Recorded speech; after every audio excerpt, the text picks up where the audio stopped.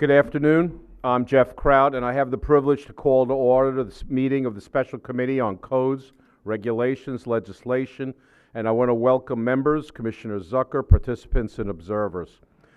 I'd like to remind the council members, staff, and the audience that this meeting is subject to the open meeting law and is broadcast over the internet. The webcast can be accessed at the Department of Health's website at nyhealth.gov. These on-demand webcasts will be available for no later than 7 days after the meeting and be retained in the available up online for about 30 days, and a copy will be retained in the department for 4 months. There are some suggestions and ground rules that we have to follow to make this meeting successful. We have synchronized captioning, and it's important we don't talk over each other. Captioning can't be done correctly with 2 people speaking at the same time. The first time you speak, we're going to ask you to state your name and briefly identify yourself as a council member or a DOH staff member. This will be helpful to the broadcasting company to record the meeting. And please note that the microphones are hot. Every sound they pick up, I'm going to ask everybody, because we're picking up a lot of sounds on the rustling of papers next to the microphones. Please be aware of that. Be also sensitive about side conversations or personal conversations. Those microphones will pick up that as well. As a reminder for our audience, there's a form that needs to be filled out before you enter any one of the meeting rooms that are active today, which records your attendance at the meetings. It's required by the Joint Commission on Public Ethics in accordance with Executive Law Section 166.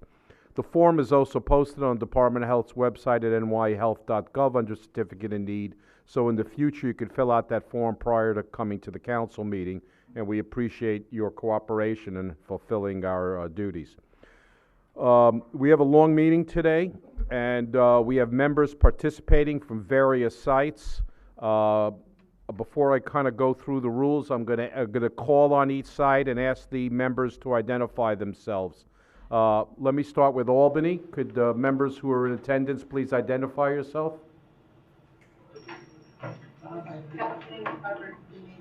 Kathleen Carver Training. Anyone else in Albany? John Bennett. John Bennett. Buffalo? Wait. So John Ruggie. And Mario Ortiz.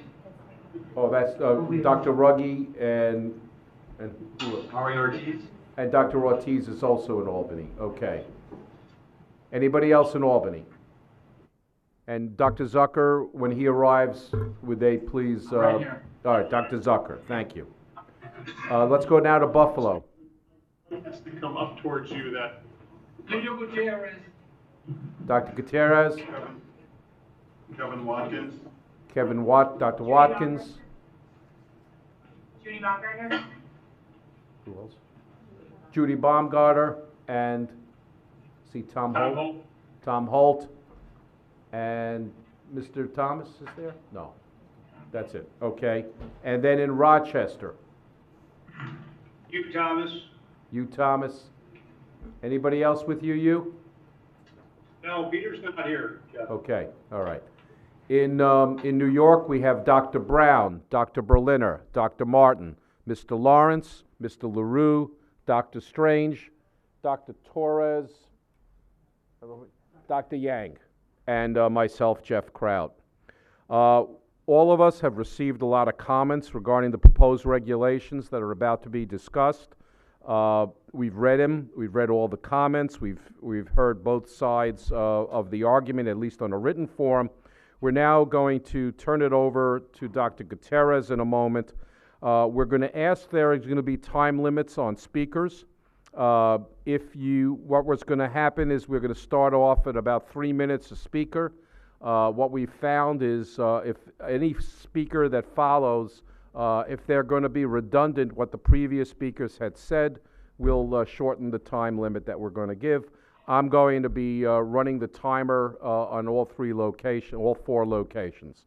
And we'll and then we'll just got to move it along. So I apologize ahead of time. You're not going to like me. Dr. Gutierrez, I want to turn the Codes Committee over to Dr. Gutierrez to present regulations for emergency adoption and information. Dr. Gutierrez. Good afternoon, everybody. I am Angel Gutierrez. I am the chair of the Committee on Codes, Regulation, and Legislation. We are here to discuss a proposal for emergency adoption. I'm going to ask this crowd and the crowds on the rest of the site to turn off your phones. We cannot have phone calls or texts coming in. Number one. Number two, we are talking today about a proposal for emergency adoption. It's proposed an addition of subpart 9-3 to Title 10 NYCRR, which consists of the prohibition on the sale of electronic liquids with characterizing flavors. I'm going to ask Mr. Hutton from the Department of Health to present the proposed emergency regulation. Mr. Hutton, please go ahead. I'm happy to pass the baton over to Dr. Zucker, who's going to handle today's presentation. Thank you, and thank you, members of the committee, for coming back today to hear about the emergency action to ban the sale of flavored e-cigarettes. These slides are up on the screen there, and I'd like to walk through the issues here. Nearly 40% of 12th grade students and 27% of high school students are now using e-cigarettes. And this increase is largely driven by the flavored e-liquids. High school use in 2018 was 27.4%, which is 160% higher than it was in 2014, where it was only 10.5%. The flavoring is a key youth marketing strategy of the vaping aerosol industry, just as it is in the cigarette and the cigar and the smokeless tobacco markets. And the flavors are a principal marketing strategy that appeal to the youth and to young adults, and these flavorant chemicals used in the e-cigarettes have been approved by the FDA for ingestion, but not for inhalation. I draw your attention to the graph that is up on the slide on the PowerPoint there. The use of e-cigarettes by high school youths in New York State rose 160% from 2014 to 2018, as you can see on the slide there. In the blue are any tobacco products, in the red are cigarettes, the yellow are e-cigarettes, and the green are other tobacco products. And so you can see this astounding change over the period of time. It's become by far the most popular form of tobacco use by underage youths, and is similar to where we were with combustible cigarettes, but that was 18 years ago. E-cigarettes are regulated by the FDA as a tobacco product. Ongoing public health investigations with the CDC and with the FDA and other states of vaping-associated pulmonary illnesses have shown that there are over 380 possible cases in 36 states and 1 U.S. territory. In New York State, there's 71 reports, and that was as of the 14th of September. But that was when we worked on the slides yesterday. But today the report shows it's 74 cases, just in the past 24 hours. The previous U.S. case count was higher because it was reported that there are possible cases that were under investigation by states. So I have an asterisk next to the 380 because we had heard about other numbers. But the current numbers include only confirmed and probable cases that have been reported by states to the CDC. I think this bar graph shows exactly what we are concerned about. If you look on the bottom, it shows August 5th at the far left, and on the far right, September 9th. If you can look at these weeks, you will see how the number of cases continue to go up. The patient age range has been between 14 and 69 years, and the majority are less than 21 years of age. Let me walk you through some of the New York State actions. On July 16th, we signed legislation to raise the age to purchase tobacco and e-cigarette products from 18 to 21. And that was effective on November 13th of this coming year, in approximately 2 months. On September 9th, we announced the emergency regulations requiring entities in New York State that sell vaping products to post signage on the dangers of vaping illegal e-cigarettes and e-liquid products. Committee met. I appreciate your meeting on that day. The poster you can see on the right, which addresses this issue. We announced subpoenas to 3 companies that the Department of Health had identified as marketing thickening agents to companies that manufacture vape liquids. Next action. On September 12th, we issued an executive order directing agencies to include e-cigarette protection within all tobacco prevention and cessation programs and materials. The Department of Health worked with the State Education Department to develop and deploy e-cigarette prevention measures to schools to include in their curriculums. And we signed legislation to expand current school-based programs and marketing campaigns on tobacco prevention to include e-cigarettes. Moving forward to September 15th, just a few days ago, at a governor's press conference, the Department of Health asked that the Department of Health have this emergency meeting that we are having now to ban e-cigarette flavors. The state police and our department will immediately partner to ramp up the enforcement efforts against retailers who sell to underage youths. And the governor announced that he will advance legislation to ban deceptive marketing of e-cigarettes to teens and to children.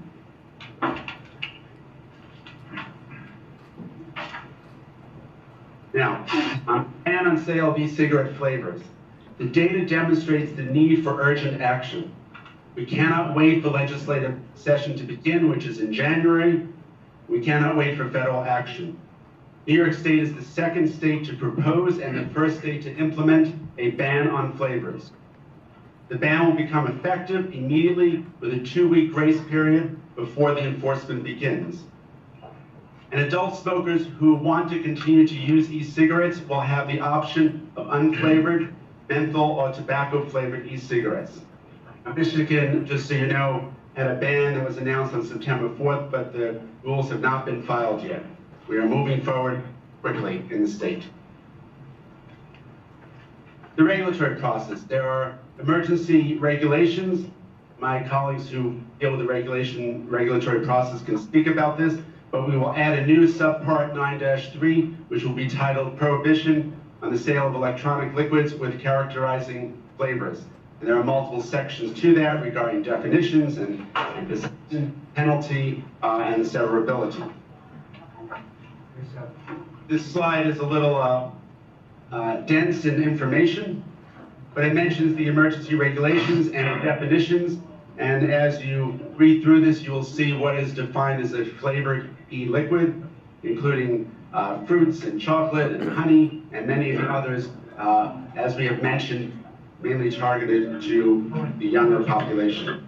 And on the bottom, section 9-3.2, there's issues about possession, manufacture, distribution, sale, or offer of sale of flavored liquid prohibited. There has been the question of menthol, and I think it's important to raise with everyone. Since the 1950s, the tobacco industry has targeted African Americans with marketing for menthol combustible cigarettes. African American smokers, both adults and youth, overwhelmingly prefer menthol cigarettes. The studies show significantly reduced rates of quitting among African Americans and Hispanic menthol smokers compared with non-menthol smokers. So the question is, if menthol e-cigarette flavor was no longer available, would some current menthol e-cigarette users go back to menthol combustible cigarettes?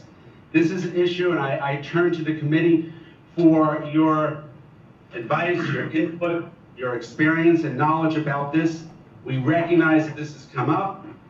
The issue of e-cigarettes is an emergency, a problem that requires emergency action, and we are moving forward with the flavors. However, we recognize the concerns about menthol, but as Commissioner, I feel it is important to have all the information about this prior to moving forward on this. So we will adopt emergency regulations now that ban the sale of flavored e-cigarettes other than tobacco and menthol. We will continue to implement the multiple aggressive actions that New York State is taking to address the vaping epidemic, and we will continue to discuss and research the issue of menthol and adjust the strategy as needed. I thank you very much. Again, I thank the committee for meeting again today to discuss this, and I'm happy to answer questions that will come up. Thank you. Thank you, Commissioner Zucker. Any questions from Buffalo? Any questions from New York City or from Rochester for the commissioner? Any questions from Albany? Thank you very much. Now, we go into the members of the public, and I will go over the rules that I stipulated before many of you arrive in the room. Dr. Gutierrez, hold Yes. on for one moment. Dr. Martin has a question. Yeah, I'm sorry for being confused. I thought there was a presentation after Dr. Zucker in more detail.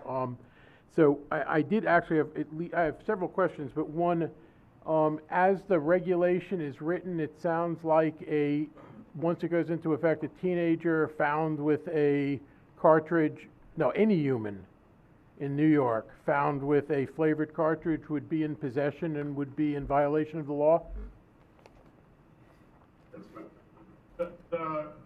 We probably should have clarified, the possession clause really relates to retailer possession of the product. It's not proposing to prohibit possession of products by consumers in New York State. Okay. This is regardless. All right, that's not how it read to me, but I'm not a lawyer, so what do I know? But the intent, you're saying, for the record, is that it's for the retailers and not the individual consumer who might still have possession after the regs. Correct. Thank you. I have a question here in Albany. Based on some of the letters we received, do you think it would be harmful to have something like just a mint flavor available as opposed to all the candy flavored and so forth that are definitely aimed at children? I think what we have found is that all of these flavors are targeted to children, and I think we should eliminate them. We recognize the menthol issue, and we're going to get more information about that. We're happy to receive any feedback that either members of the committee have provided or experts on this as we move forward. Dr. Martin.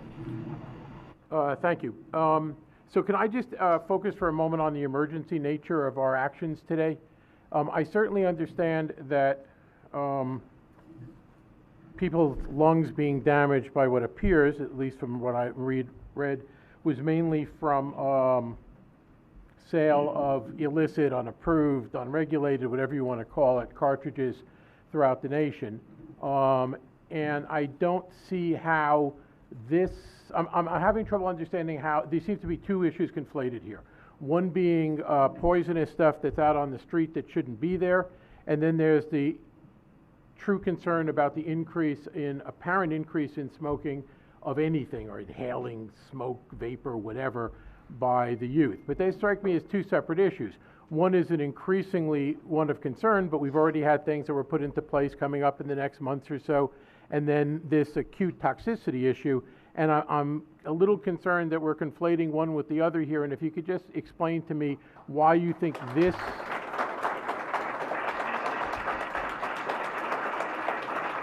all right, if you could just explain, and I'm just focusing on the process. I'm making absolutely no opinion about this, it's just the process. So if we could address it, I think it'd be helpful. Thank you. Sure. I think you bring up the point that there are two public health crises occurring. What we have is an issue of the contaminated products and the illnesses of now 7 people who have died, and in the state of New York, we have over 74 cases. That is one issue, and we are working that issue forward and addressing what is causing that. We have the experts in our unbelievable Wadsworth lab who are doing all the testing for this, which is helpful in trying to get to the bottom. Is our lab that identified the vitamin E acetate for the individuals in New York. That is one issue. However, There is a second issue, and that is the issue that the marketing of e-cigarettes to the youth in the state of New York, and for that matter across the country, is using these flavored names and flavored products to entice young individuals to get addicted to nicotine, which is a dangerous substance and will end up having them addicted for life. We moved forward decades ago in removing the tobacco or fighting the tobacco problems and getting less kids addicted to tobacco. New York State has been a leader in that area for decades. I do not want, as the commissioner or as this department, to turn a young population onto addiction with nicotine and potentially put them back into the potential exposure to cigarettes and tobacco as well. That is the second issue. So I agree there are two separate issues, but both of them are critically important. We are tackling the issue of what has happened to individuals who have been vaping products that they may be getting on the black market, but we are also addressing this issue of e-cigarette use and exposure to young people. Dr. Berliner? I'm sorry, Mr. Lawrence.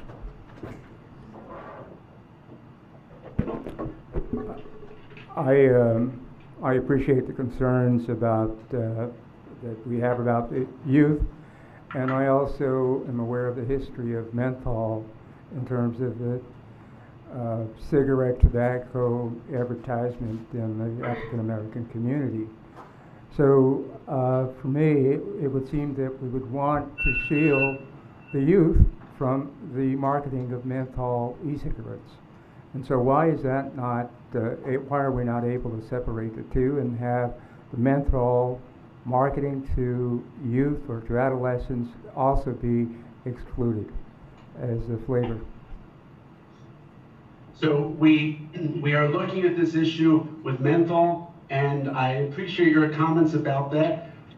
We recognize that we do not want to, we want to have more information about those who are using menthol cigarettes, and to be sure that we don't, and this is in the adult population, that we do not have them potentially go back to tobacco use. We are going to move forward on this issue, and the governance team wants an answer from us within 2 weeks, and we will provide that. But I do not want to just wait 2 weeks and not address these other concerns right now. And that's why I appreciate the input from the committee and other experts, which we will get in the coming days to make a decision about that as well. Dr. Zucker, can I have one point? Continue. Just to that, if you don't mind. I'm sorry, I would like to follow up on that. Hold on. Mr. Lawrence just wanted to make one other point, then we'll go back to you. Right. It seems that we have a history with menthol use, especially, and I think if I read the slide correctly, from African Americans and also with the youth population. So I don't understand why we're not able to also segregate and pull menthol use by the adolescent population and make that a restricted flavor as we're doing with the other flavors. For the use by adolescents, not the adult population. I just wanted to clarify that the emergency regs will need to be renewed or expire within 90 days. So we will be back before this committee, before the legislative session, and we'll have another opportunity to continue that discussion, as Dr. Zucker said. And if necessary, although I know it's a little inconvenient, if we need to, we will bring the committee back at your understanding to address the menthol issue prior to that time. Dr. Berliner? Dr. Zucker, my question is really, this seems like a very circuitous way to reduce the amount of youth vaping going on in New York State. And so I have basically two questions. One is, why not just ban e-cigarettes? And the second question is, why not use taxation policy which has worked so successfully with regular cigarettes in reducing certainly youth smoking, as the graph showed? Well, we know, as I said, this is an evolving process. We know that the young population are addicted to, or I would say addicted, but are focused on these flavored products, and we feel that we should go after that. We know that they can get addicted to nicotine, and so we realize that if we can get rid of these flavored products and we can get them not to use vaping devices, that will be very helpful. Again, this is something which is evolving, and with time we will modify accordingly, but I think this is the first step and we need to move forward at this point in time. Dr. Gutierrez, I'll turn it back to you. Yeah. The governor did sign into legislation a new e-cigarette tax that will be taking effect soon, at a 20% tax on products. Sorry, I forgot to add that one.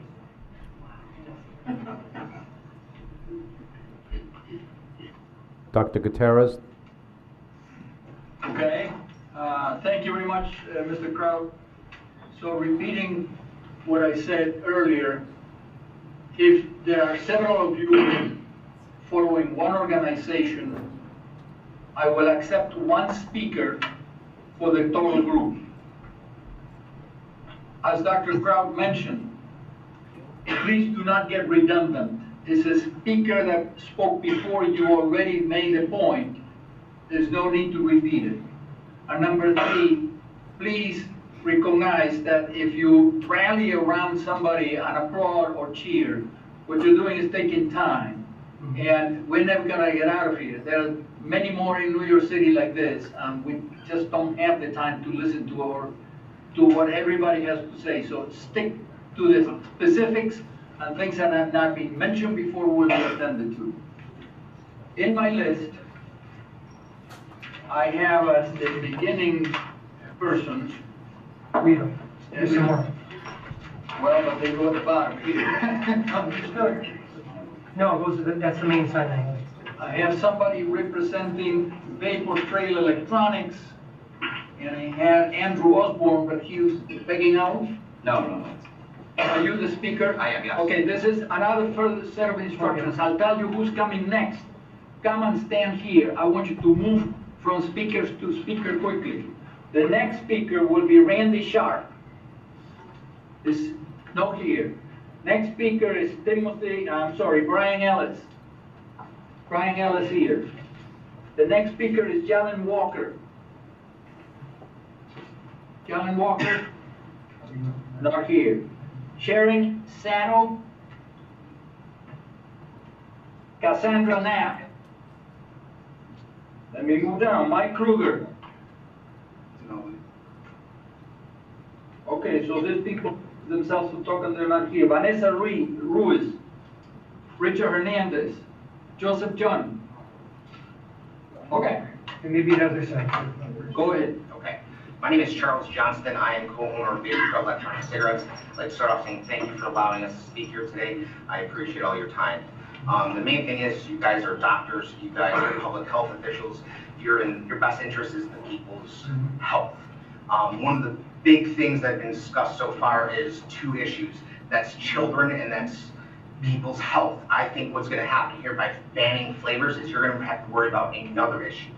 One of the gentlemen here today said that it's not going to be against the law to carry flavored electronic cigarettes or anything like that. So what's going to happen is people are going to start making their own.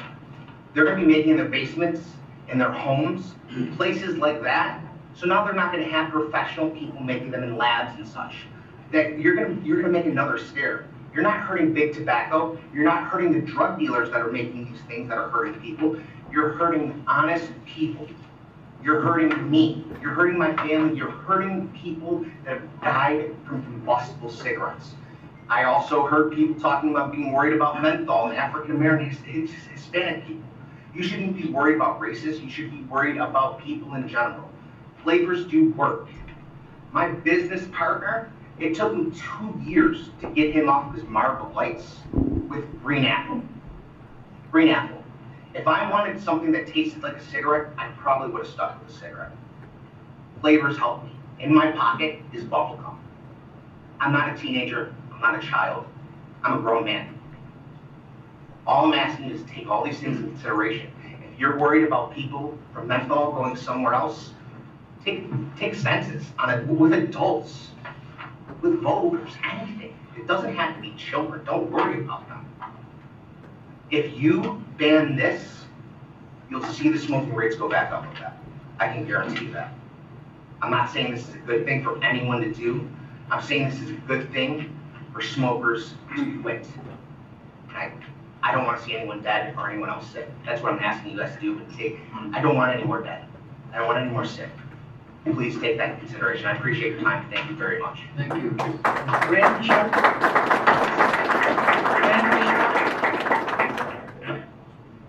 Timothy Reynolds. Okay, let me go to this list then. You have Brian Olson Brian. originally. Brian was next. Okay, is Brian here? You go ahead. First and foremost, ladies and gentlemen, thank you very much for allowing me to speak and giving me the opportunity to impart some information to you. A company called Getty Vape. We have 5 stores here in New York. We have 2 stores in one in Pennsylvania, one in Ohio. Prior to achieving my position of vice president with the company, I sat behind the counter and I spoke with many of these people who came in and they had questions how to quit. I am responsible for probably switching at least 1,000 people from combustible cigarettes to electronic cigarettes. Now understand one thing. When speaking to those people, I made it a point to tell them, let's get you away from these tobacco flavors. Let's get you away from these menthol flavors. And here's the reason why. What I want you to do is I want to deacclimate you from those scents, from those tastes. And the reason being is because 30 days down the road, when you're out with your buddies and they're now outside enjoying a cigarette, because we can't do it indoors anymore, which absolutely I agree with, that's not a point for contention here. I want you to understand that I once smelled like that. If you stay with these fruit flavors, if you stay with the dessert flavors, if you use a flavor other than a tobacco or a menthol, you will have an increased sensitivity to what that actually smells and tastes like. And me, I've been smoke-free for 5 years. My daughter still smokes. And every time I'm around her, I get that reminder. That's what I used to smell like. Because of that, that's my reminder, don't go back, okay? But anyway, I wanted to start with that. However, what I do also want to address as well is we're talking about youth usage. And understand first and foremost, everybody here in this room, myself included, we want to keep our products out of the hands of users that should not be using them. With that being said, I'm hearing a number of issues. We've got a problem, we've got a problem, we've got a problem, how do we fix it? Well, you know what, let me give you a couple of points on how to fix it. Because you know what, if your organization, the health organization, as well as the legislative organization, as well as this organization, which I'm representing here today, if we can all sit down at a table, you know what, I think we can come to a consensus. And let me start with a couple You of have points that 20 I think will actually seconds. work.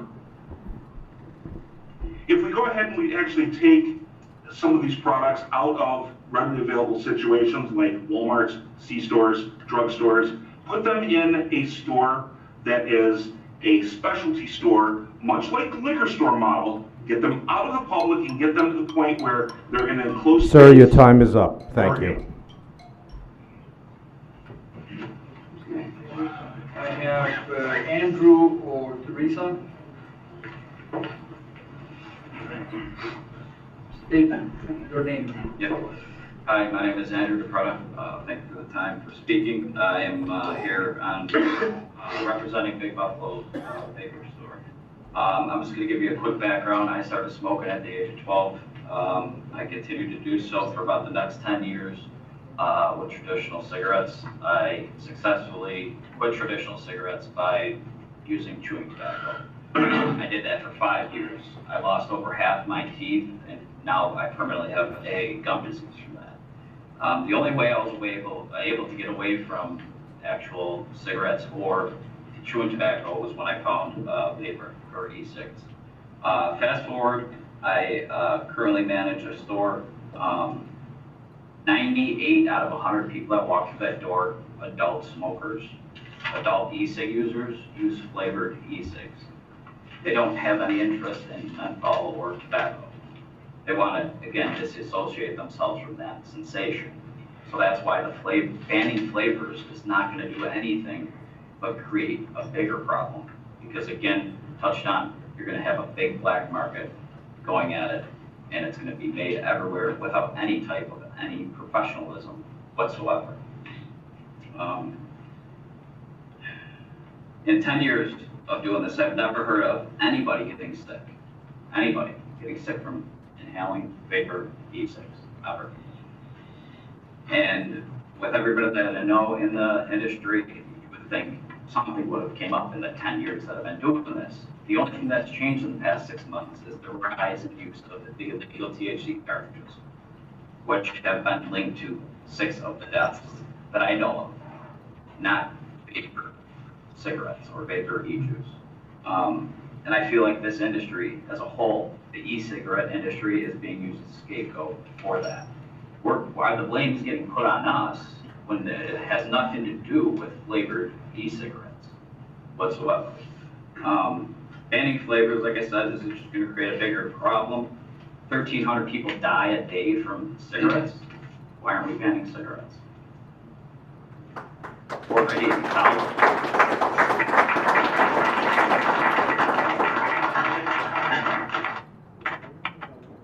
280,000 a year. I mean, we have 6 cases of this throughout the United States, and here we are today talking about it. I think it's premature, and prohibition never worked. They were wrong on alcohol. They were wrong on the marijuana. They're going to be wrong on this if they ban it. You have 20 seconds.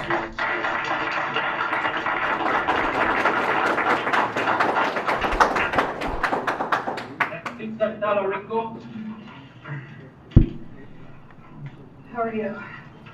My name is Lisa Tallarico Jascula. I've been smoke-free for 6 years, and I own Exotic Vapors in Blaisdell. In early 2013, I was diagnosed with COPD and beginning stages of emphysema. Today, I'm off all medications, inhalers, and breathing treatments, and that is due to flavored e-liquid. I would never have stopped smoking without the flavors. Our government agencies have not been fully forthcoming with the facts and the truth about our FDA-regulated products in correlation to these lung illnesses. We are ignoring the studies that are abundant that state our system of nicotine delivery is a minimum of 95% safer than tobacco. Governor Cuomo has a duty to divulge the scientific data he is using to make his decision on this ban. If he is withholding this information, he is putting our population's health at risk. If he does not have the information, he is not telling the truth about our products and is making a decision based on a hunch. Sorry. This flavor ban will absolutely send our FDA-regulated industry to the black market, where all these illegal THC cartridges are coming from. Since 2008, millions of adults have switched to e-cigarettes, and nothing, never a peep since 2008. All of a sudden, in the past 6 weeks, all these health issues, bells should be going off in every one of your heads, asking why. It has nothing to do with our FDA-regulated product. It has to do with illegal THC cartridges, where you're going to put this stuff in the hands of those same people. Thank you. I'm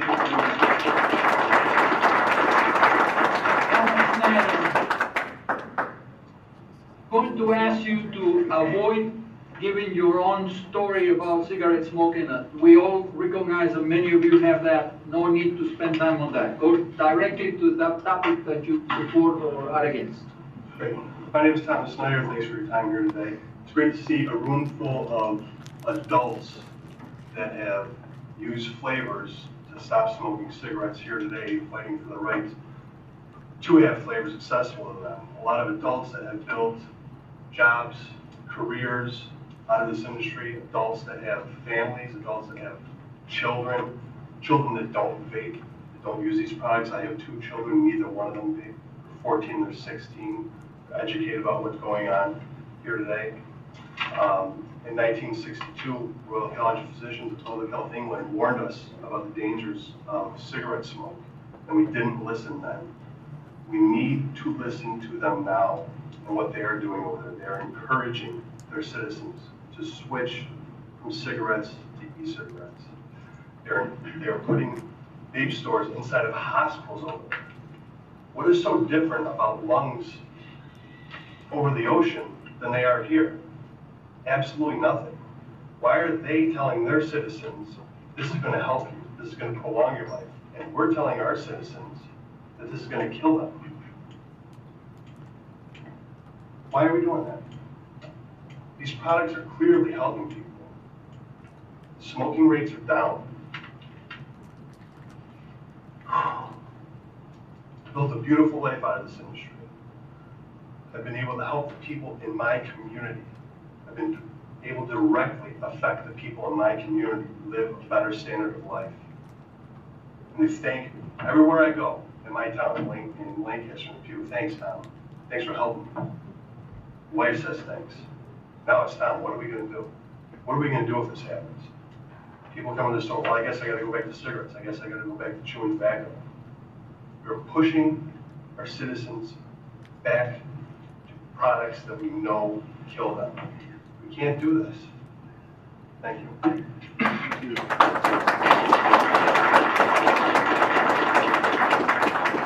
Next, Bill Holman.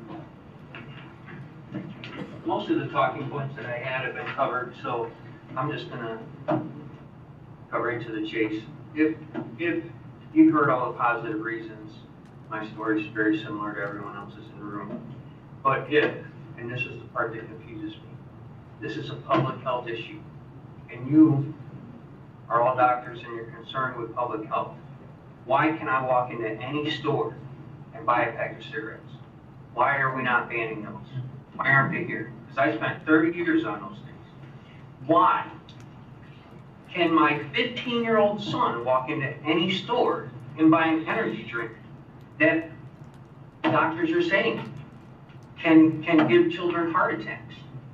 Why are we marketing alcohol with children packaging? There isn't one of us in this room that has child appealing packaging. There isn't one of us in this room that want children to vape or smoke or drink. We're all parents, most of us. I have 8 myself.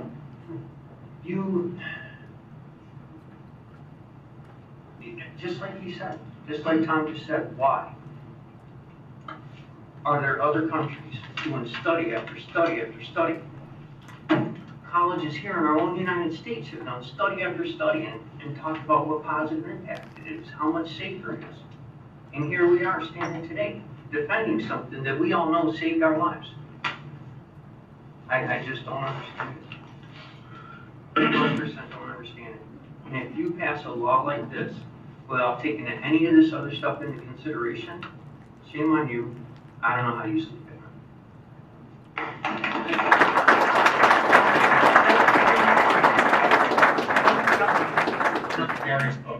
Okay. William Dunn. The next one will be Thomas Snyder. Snyder spoke already? Yes. Okay. Thank you for letting me speak. I'm a business owner. I own a vapor shop in Niagara Falls. I see it every day. People come in, a lot of them start out a tobacco flavor. A lot of them fail. They usually go right back to smoking. They're like, you know, it's associated with a cigarette. It tastes like a cigarette. Even the people around them smell it. It smells like a cigarette. They try, for some reason, it's like it washes your mouth out. You try to have a cigarette, you have this overwhelming taste of that tobacco, and it's just, ugh. And I mean, it only helps, and the more time that goes on, the more you start to taste them, you start to smell them. Nobody wants tobacco flavors. I have customers come in my shop that are scared. They're scared that they're gonna have to go back to smoking because they have tried a tobacco flavor and it smells and it's disgusting. Nobody wants them. I mean, it's probably 5% of my sales is tobacco flavors, and the people that are buying it are people that are kind of still smoking. They're just doing both because it's kind of cost efficient to go the other route. As far as the kids are concerned, we don't want kids vaping. We try to get with you guys on this stuff. We want to be a part of this. We want to try to figure out a way to stop this. And I believe that a lot of it is Juul. I do, and I believe it's a lot of these higher nicotine units. 50 milligrams, who needs 50 milligrams? That's ridiculous. Let's cap it, 20, 24.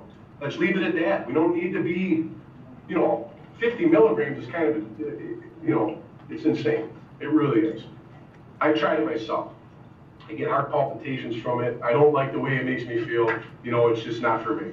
But people are scared. They really are. And I think a lot of people are going to go back to smoking if you guys ban these flavors because it totally disassociates you with that smoking habit by the flavors. I don't know how to explain it, but it just happens. You start tasting more and more, you start smelling more and more. I mean, you can smell a cigarette down the street. After you've been off them for a few months and you're vaping, it's almost like washing your mouth when you're vaping. It's a clean, fruity flavor. It's not that disgusting cigarette flavor. That's the whole reason why I got off of cigarettes. I smoked for 24 years. And I've been vaping now for 6 years. We've been in business for 6 years. People are thanking me every single day. They come in all the time. They're like, man, I got people that had COPD that were carrying oxygen tanks that are able to leave the house because they can have enough air to get out in public and live their life a little bit again. So I just believe that if you do this, it's going to be very dangerous. And these ingredients you can buy at Walmart. Literally, you can put this stuff together, minus the nicotine, you're going to be able to get that. You'll be able to order it online and get it sent to you from who knows where, China maybe, I don't know. But it's going to be easy to make this stuff. And kids are going to do it. That's what kids do. So, if you want to create one of the biggest markets since alcohol, I think it's going to be this vape liquid thing if you guys ban these flavors, I'm telling you. Thank you for letting me speak. Thank you. Mr. Liska.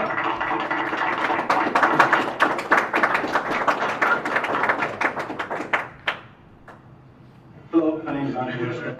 I'm with the House of Vapor. We have 5 retail locations in Western New York. We've been in business going on 11 years. What you guys are trying to accomplish, flavor ban is not going to do anything. The main concern is the THC cartridges that are coming in from out of state or being produced in state by drug dealers.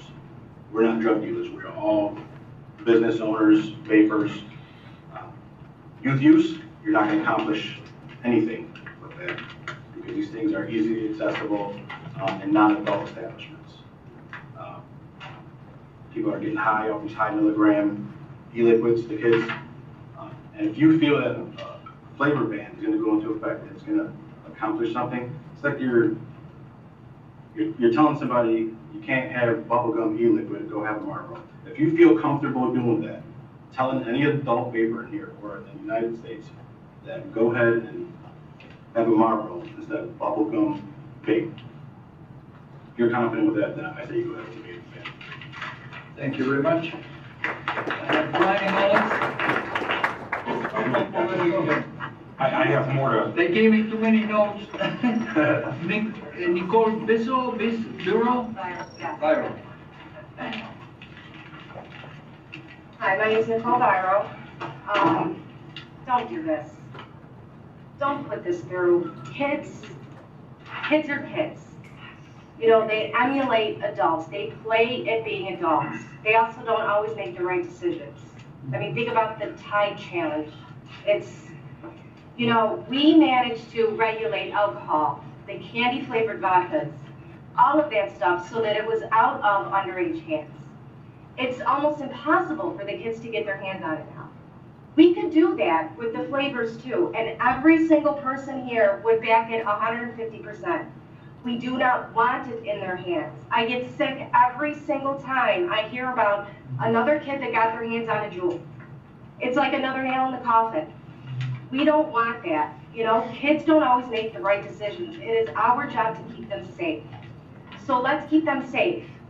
Let's regulate it instead of putting it under the table where we don't know what's going to happen.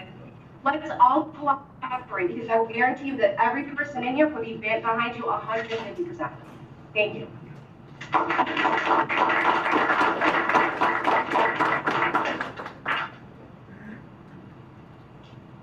You see, if somebody who listed him or herself to talk, there is nothing to. Let me go down this list one more time. Dr. Gutierrez, is it No, no. okay if we go Yes. to, if it's okay if we go to Albany, and you could do that offline? We gotta move along. I have one more person. Okay, and then that's it, Okay. let's move to Albany, or Rochester next. Yes. Okay.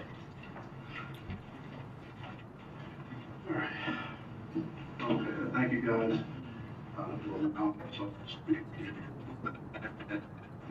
It's an honor to have the opportunity to speak. State your name, I'm sorry. My name is Michael Lee, and I'm not a business owner in this regard, but I'm someone who, along with a really good friend who fortunately could not speak here today, he did his research.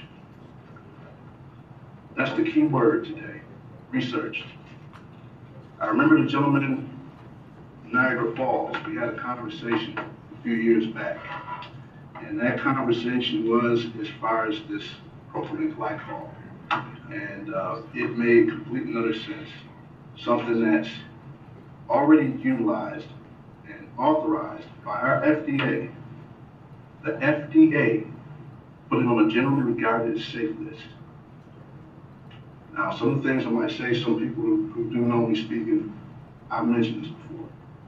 Now, going to the nicotine part, people have been talking left and right about nicotine being addictive. Well, I got news for you. Here's a bit of research. Kassad did research, and they brought forth in a short video about a controlled test study that was done both at the University of California, Irvine, and the University of France. Two totally different continents. Pump lights full of nicotine. And they came up with the same result from two totally different continents. You know what that result was? The mice never got addicted. So the notion to bring up this idea of addiction heralds back to the era of fear, misinformation. You know what that era is? Go back to the 1930s. Seriously, go back to the 1930s and see how that whole entire situation played out. That put a plan that this country has a patent on, and has had a patent on years ago. Those same tactics are being used today. The last thing we want anybody in the health field is to be subject to misinformation. As I said before, and I have to say it again, you're either on the right side of history or the wrong side of research. You have 20 seconds. The last thing you want to do is find out that the research you had was a research that jumped the gun. That time is over. The time for common sense and looking at this with an open mind is now. Thank you for your time.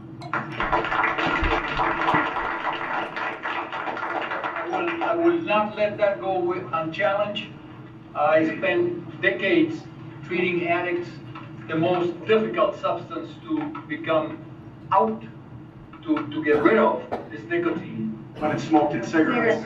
When incombustible. Nicotine. Incombustible, sir. Doctor, I respectfully. Mr. Crowd, go ahead. Mr. Thomas, would you take over in Rochester and call the speakers? Now, just to make a point, the last few speakers were speaking an average of 2 minutes. They weren't redundant. If we could continue enforcing that, that would be helpful to the next group of speakers. Mr. Thomas, call. Thank you. Thanks, Mr. Crown. I will do so. I call the first speaker is Kenneth Gregory, I believe a consumer. All right, so first thing, this slide in the beginning referencing the 27% of high schoolers using e-cigarettes. The study actually asked if the high school students vaped, which includes black market THC products that we all know contain vitamin E.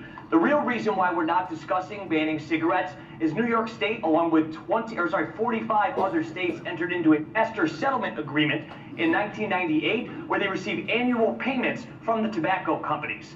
Last year, $27.5 billion is the number that's being thrown on there. I just want to point that out to all the media stations here today. None of you have covered this story while it's being pushed on this entire industry. That's why we're not discussing banning cigarettes today. Thank you very much.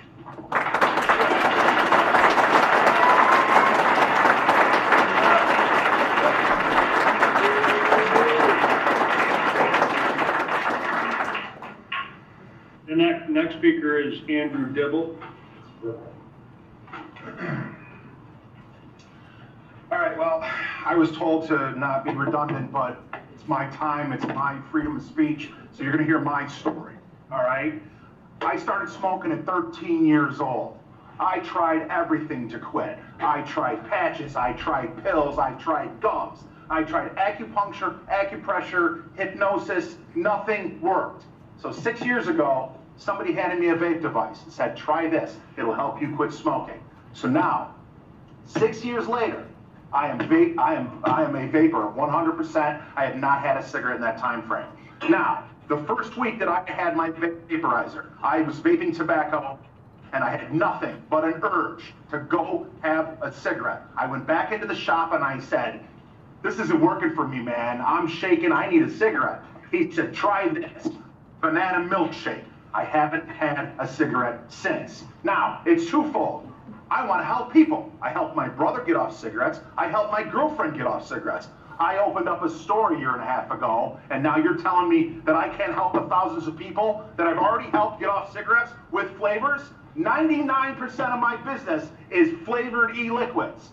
So I want you to answer one question for me. What gives you the right to tell me what I can put in my body? I'm confused.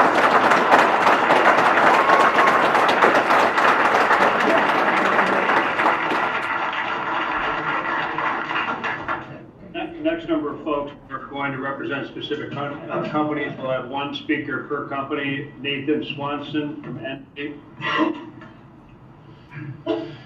Thank you for having me. I work at a vape shop and vape. I just want to say, all the people who come to my shop are adults. We have a sign on our door that says 18 plus, and you guys in Albany put in place that you guys are changing to 21. So with that, no one that is underage should be coming into the store at all and won't get a hold of anything vape related. And flavors, they matter. Like everybody else has said here, flavors matter. People don't want to be smoking menthol and tobacco because they have the urge to get off cigarettes. I've had so many people come into my shop, so many people mad, aggravated, and worried and scared that they're going to have to go back to dirty, nasty cigarettes. There's over 6,000 chemicals when burned in a cigarette, and that shouldn't be in my body or anybody else's. And you're not going to stop kids. If you stop selling flavored e-liquids and flavored products that are related to vape, kids are going to go to cigarettes. And then you're going to have the same pulmonary and heart disease that we're seeing in older people now, in children, and you're going to end up killing people. It's just really terrible because I help people every day, just like everybody else who works at a vape shop. You help people every day. I high-five people, congratulate people. Awesome. That's great that you got off cigarettes. And there's two different situations. There's the THC cartridges and there's vaping. You have to address the one, which is the THC cartridges that are linked to deaths, not vaping. It's two separate issues, and you guys are totally missing the point. And you're gonna put over 50 people just in my business alone out of a job, and you're also going to put a bunch of other people out of a job too who want to help people. I have so many people that started working in the vape industry for harm reduction purposes only, and they want to get people off cigarettes and go to a healthier alternative. And I just don't get it. It just really saddens me that all of you really just want to pounce on this, and news organizations like 13 Wham and News 10, in the same breath saying something about THC cartridges, behind them talking about it on the screen is people with mods and vape devices that are completely a separate entity from black market THC cartridges. So with that, I just say, please don't do this. You're going to hurt a lot of people, and that's all I really have to say.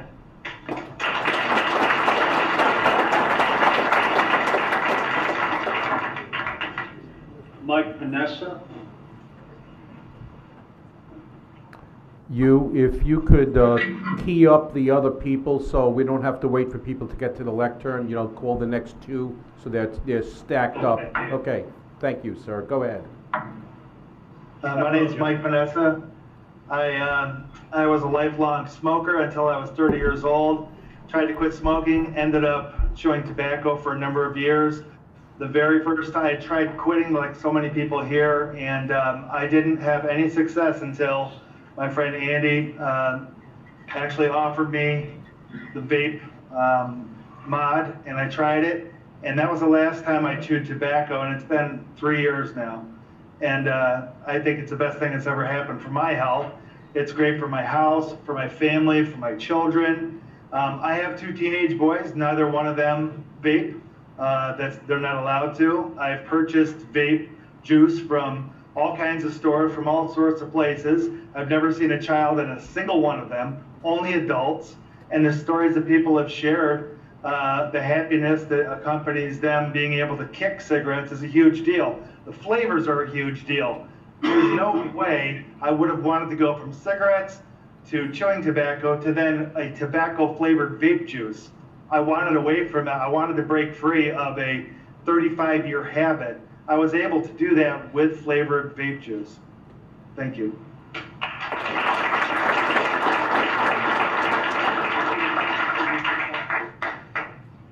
My name's Darylyn Delgado. I quit smoking with strawberry apple peach flavored vape liquid 5 years ago. I watched my mother die in 2012 from smoking related illness that absolutely could have been prevented. I now, after quit smoking 5 years ago with vape products, I co-own a vape shop in Spencerport, New York with my boyfriend. I opened this shop up because we both were helped by vaping products. We verify age of every person that steps through our door.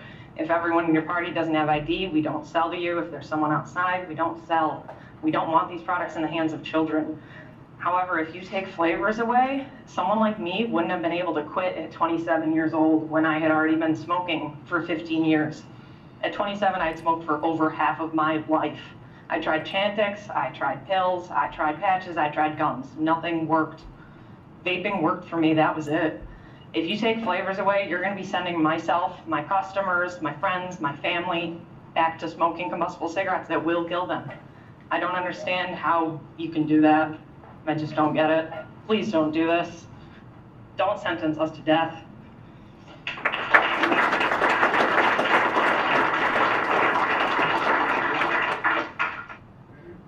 Hi, my name is Nicholas Stumpf. I'm here representing the Dewey Ave Smoke Shop as well as the Joint Smoke Shop, which I personally own in Hamlin, New York. My family's been in this industry for over 40 years. I can assure you that one thing my uncle's always pushed is ID. We are strictly 18 and over establishments. Like somebody else said, is these places that you can find these things in gas stations, you can find it at Walmarts, you can find it anywhere a child does roam. So if that's the problem, why not trying it just 18 and over establishments, which I know vape shops are. I mean, there's no other reason for an underage to be in there. But another angle nobody's really ever looking at is, if we're concerned about the public health of children and marketing directly to children, why aren't we looking at fast food? There's childhood obesity, it's a huge issue in our country. Caffeine, Commissioner, you said that you didn't want people to, young people to have addiction. Well, I can assure you that there's young people going into Starbucks getting caffeine, which is, it's a legal drug that is sold that creates addiction and even has a withdrawal if you don't have it. I know that if I sell caffeine in my smoke shop, that it's mandatory that I have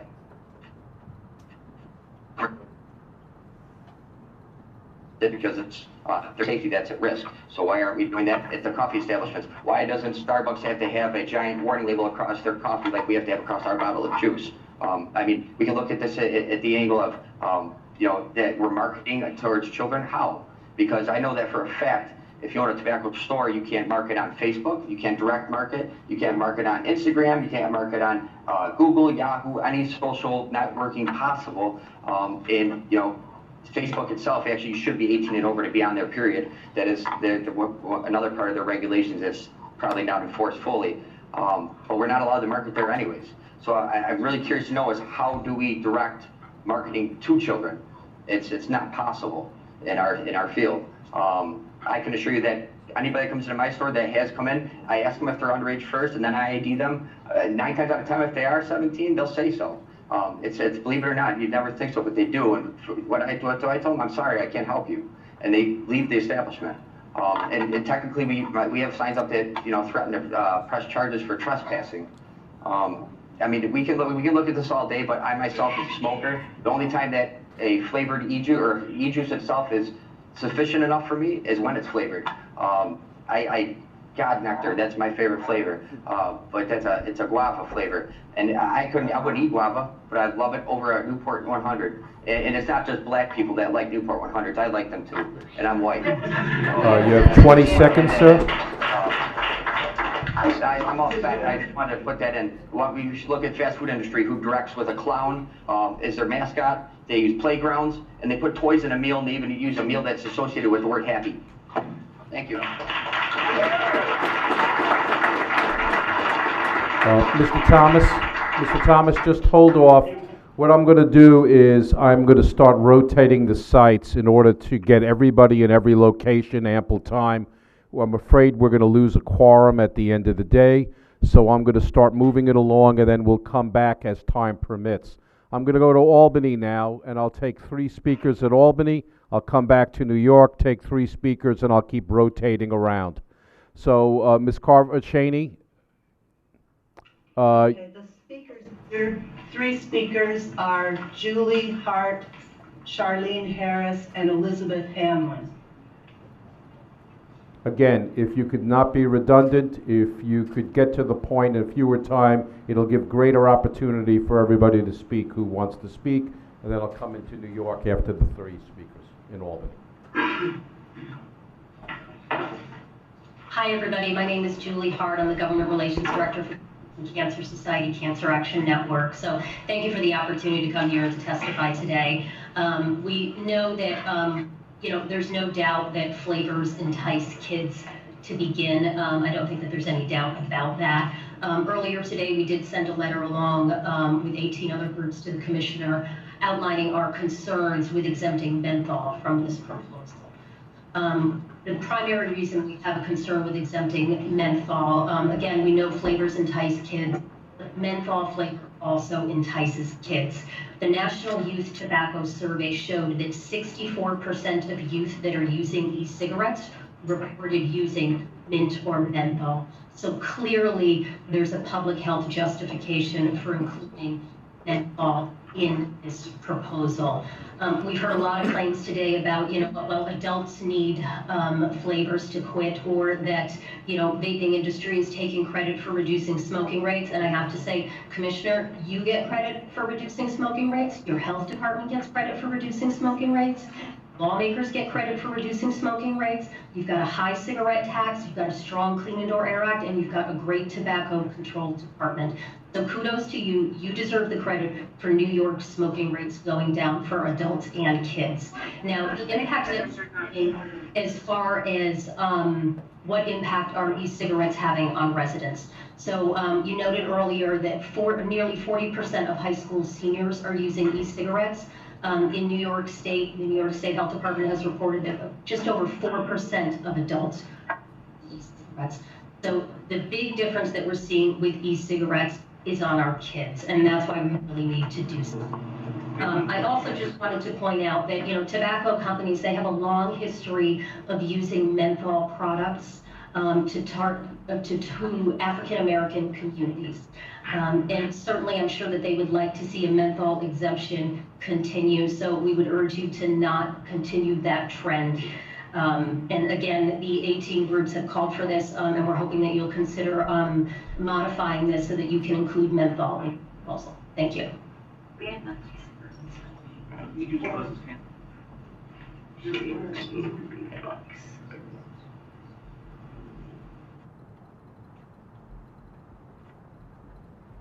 name is Charlene Harris, and I own 2 vape shops in upstate New York.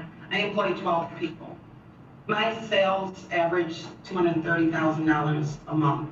Over 100,000 of those dollars will go away, and as well as half of my staff will be laid off. There's no doubt about it.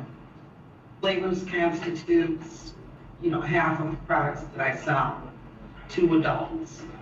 I think that we need to give the T21 Act a chance to act, see some response from that, and the 20% tax. We've got about 5,000 customers. We've helped probably 2,500 of those customers to switch from tobacco to vaping. They love it, they've quit, and they come back with their success stories. I've heard thousands of them. And they all attribute it to the flavors. Very few people use a tobacco or a menthol flavored. Probably 2% of my customers that are vape consumers.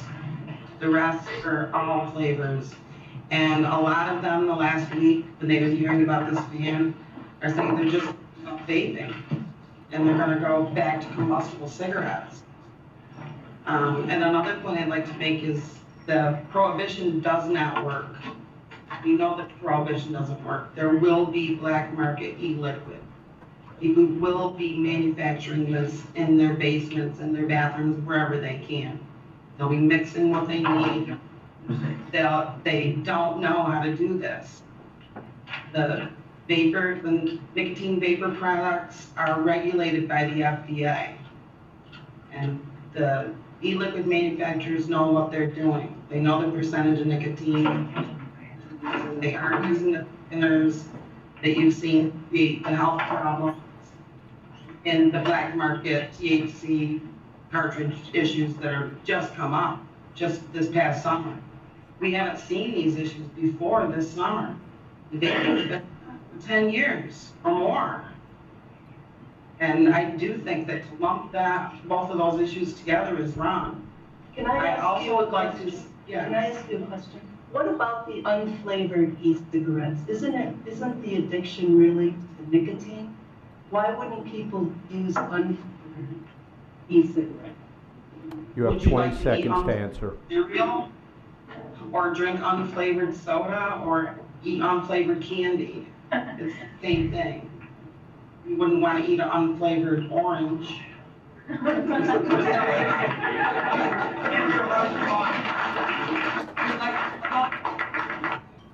Adults like flavors. Thank you very much. Your time is up. Can I have a question? Can I have a follow-up question to that? A follow-up question, and your response is Dr. Bennett from the Albany site. So, another thing that I've heard, a theme in many of the speakers, is that if the flavors aren't available, rather than have the horrible taste of the tobacco-flavored vaping, that people will go back to the horrible taste of the cigarette. That's what many people are saying. It doesn't. I'm struggling with that. Help me understand why you wouldn't have the horrible taste of the vaping over the horrible taste of the cigarette. Why is that going to happen? The tobacco-flavored e-liquid is nasty. It is actually worse than the taste of a cigarette. I've tried it. So it's worse than a cigarette? The taste is nasty. You're gonna get into black market. Other states don't have a ban. Dr. Bennett, Okay. I have 32 other people who have to speak, and we have some association members. You might want to direct the question then. Okay, so we have one more here, Elizabeth Hamlin, if she's here.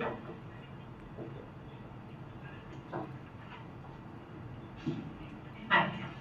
I'm here as a resident of New York State, and I really want to talk about the menthol and some of my experiences.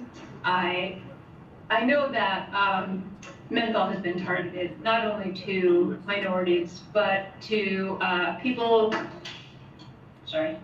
with mental illness and members of the LGBTQ communities. And I grew up with a dad who smoked cool menthols.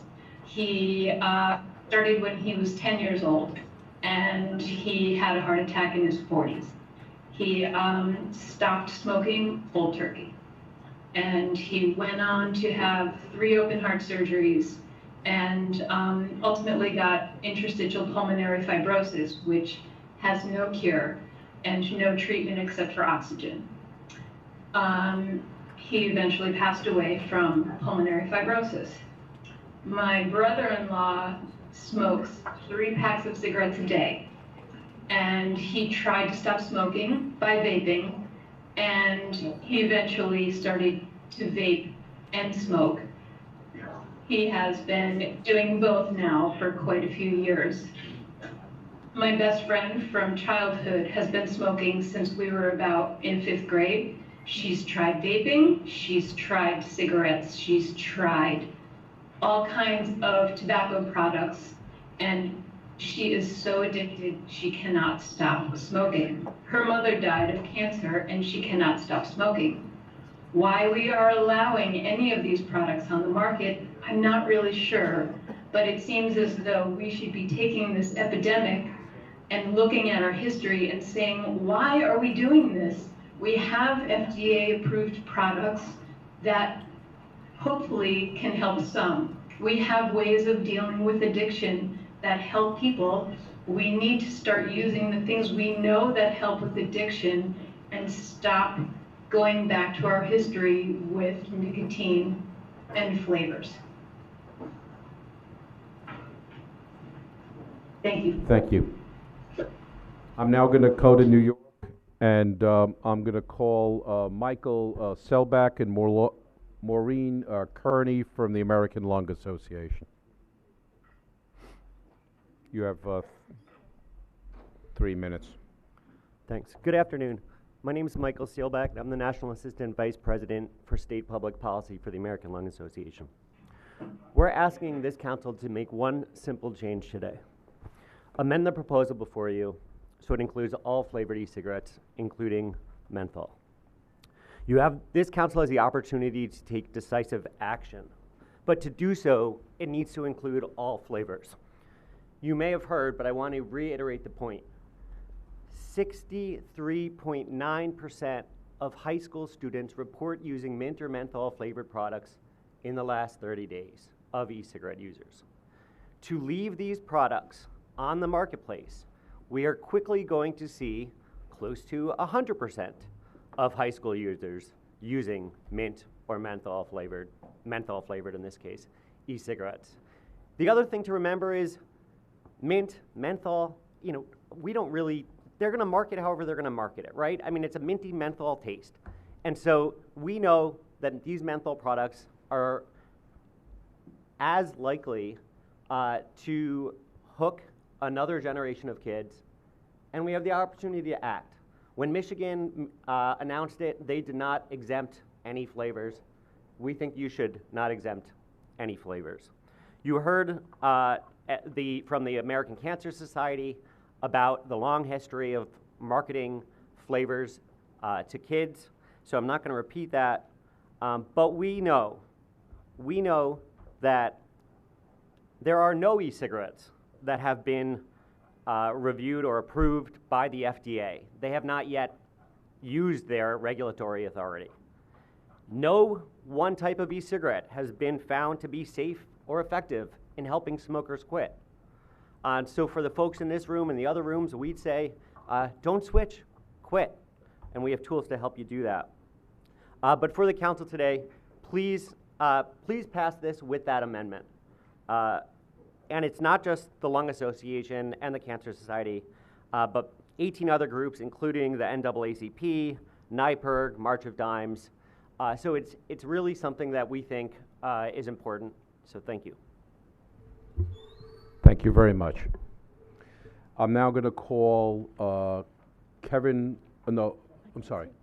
Well, are you with the American Lung Association? I'd like to speak to you today as a mother of 3 20-year-olds who raised her kids in New York State, okay. If I may. Are you with the American Lung Association? I do work with the American Lung Association. We heard from the American Lung Association. I'm sorry.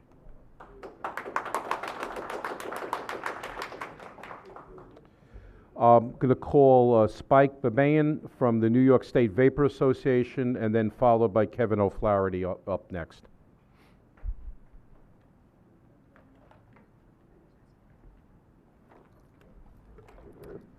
Hi, my name is Spike Babayan. I'm with the New York State Vapor Association. We represent over 700 small businesses in the state of New York that employ 3,500 plus people in the state of New York. There are hundreds of thousands of New Yorkers who don't smoke anymore because of a product that these shops sell. The action that we're about to consider here is going to take away those shops and take away access for the people who use those products. Yes, they can make it themselves in their houses. You've heard that already. You've heard people say, I'll make it myself, I'll buy it online, I'll find it somewhere. None of those is a safe option. That is not a safe way to handle this. That's dangerous. We know what a black market can lead to. We've seen that with the cannabis industry. This is a risk. 90% of the flavors in their shops are not tobacco and menthol. If you take away 90% of any business, they go out of business. In New York City here especially, where our rent is so high, I have 4 shops. I can't pay my rent. I can't pay my rent now. How am I supposed to pay my rent when you take away 90% of my business? I mean, you know, they already told everybody to stop using the products. That doesn't work. Yes, there were some errors in this industry. Yes, there were some childish people that made some ridiculous labels. We asked the governor's office years ago to please restrict packaging and restrict labeling, restrict cartoons and restrict marketing. They didn't do that. We asked them again for the last 2 years. We've asked them over and over, and they haven't done that. That would have reduced youth appeal. Maybe not youth use, but youth appeal. The products that we sell in our stores are commercially made, federally registered e-liquid products. For over 12 years, these products have been sold, and no one has died and no one has got ill from using a nicotine e-cigarette. Maybe there have been a couple allergic reactions over the last 12 years. Other than that, nobody is dying from using e-cigarettes. So we're banning a product that isn't killing anybody. It's saving lives, not just a few lives, a lot of them. Millions of lives are at risk due to this knee-jerk reaction on behalf of the governor's office. It's taken over a decade to convert hundreds of thousands of New Yorkers. You see them walking down the streets. You know them. They're walking around puffing their peach-flavored clouds. You see them. Their lives are at risk. They risk going back to smoking and dying. You've heard that before.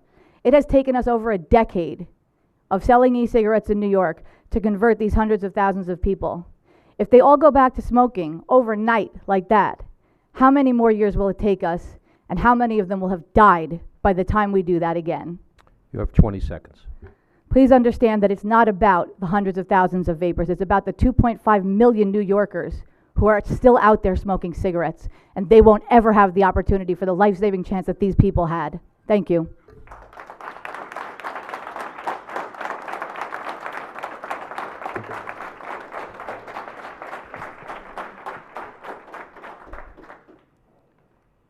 Hi, good afternoon. My name is Kevin O'Flaherty. I'm the Regional Advocacy Director for the Campaign for Tobacco-Free Kids, and I appreciate the opportunity to be here and speak to you about this very important public health problem today. We appreciate the efforts that you're taking with this policy and support any efforts to reduce and eliminate the availability of flavored tobacco products, especially flavored e-cigarettes, from the marketplace. But we cannot support it in its current form because it leaves out menthol. Banning all flavors except for menthol sends a clear message across the state of New York. Kids, this is your flavor. And that is not an exaggeration. We've seen it in the evidence and the data that my peers presented both in Albany and here. This is an anecdotal photograph from a park in Massachusetts across the street from a public school.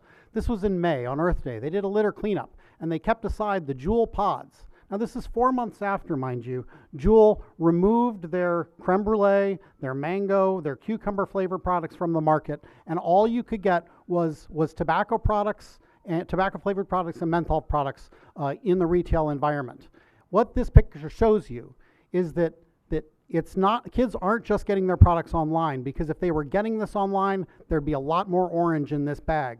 It also shows you that menthol is the new mango. If you want that to be sort of the permitted flavor for kids in New York State, then you should pass this policy as written. But if you want to actually do something about the youth addiction problem with 2 e-cigarettes, then you need to eliminate all flavors. And I also wanted to be clear, we care very much about what's happening to the people who are presenting with these illnesses, but make no mistake about it, that's not what this policy is about. This policy is about putting a dent in the now 5 million youth vapors across the country. She was talking about 200,000 adult vapors in New York State. We've got 5 million kids who are addicted to this product. That's up from 3.4 million, I think, or 3.6 million one year ago, and 1.5 million less the year before that. We need to stop that trend. Former FDA Commissioner Gottlieb talked about an on-ramp and an off-ramp, and I would really encourage you to think about your decision here today within a public health perspective. That is, I think, all of what we really hear and what we care about today. From an individual health perspective, sure, if you've tried everything else, maybe having an e-cigarette in a tobacco flavor could help you get off tobacco, and that's great. But when you look at what's happening public health nationwide, and nobody sells to kids. These guys don't sell to kids. Juul never markets to kids, but somehow kids are driving this huge explosion in the sale of vapor products and this huge uptick in youth use of these products. 20 seconds.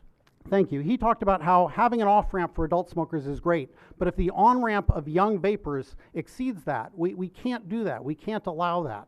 And so if you're going to pass this policy today, which I hope you do, please include menthol in the policy. Otherwise, you're just going to make sure that on-ramp is all menthol. Thank you very much. Thank you very much. Could I have, I'm going to call 2 more in New York, take 1 more in Albany, and then I'm going to ask the Codes Committee to take a vote, and I'll explain the process that we'll do for the rest of the testimony. Okay, we may extend that. Andrew Kay, and then James Viola.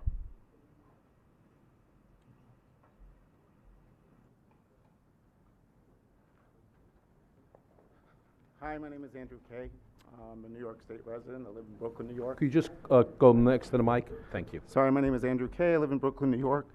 I am a business owner in the industry, but I market to different people in the industry, but we don't put children's, marketing on our product.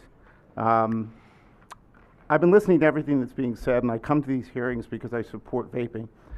And I'm worried that there are no C-stores here. There's nobody from the C-store business in here. I would recommend that if there's 1%, maybe. And that's the problem.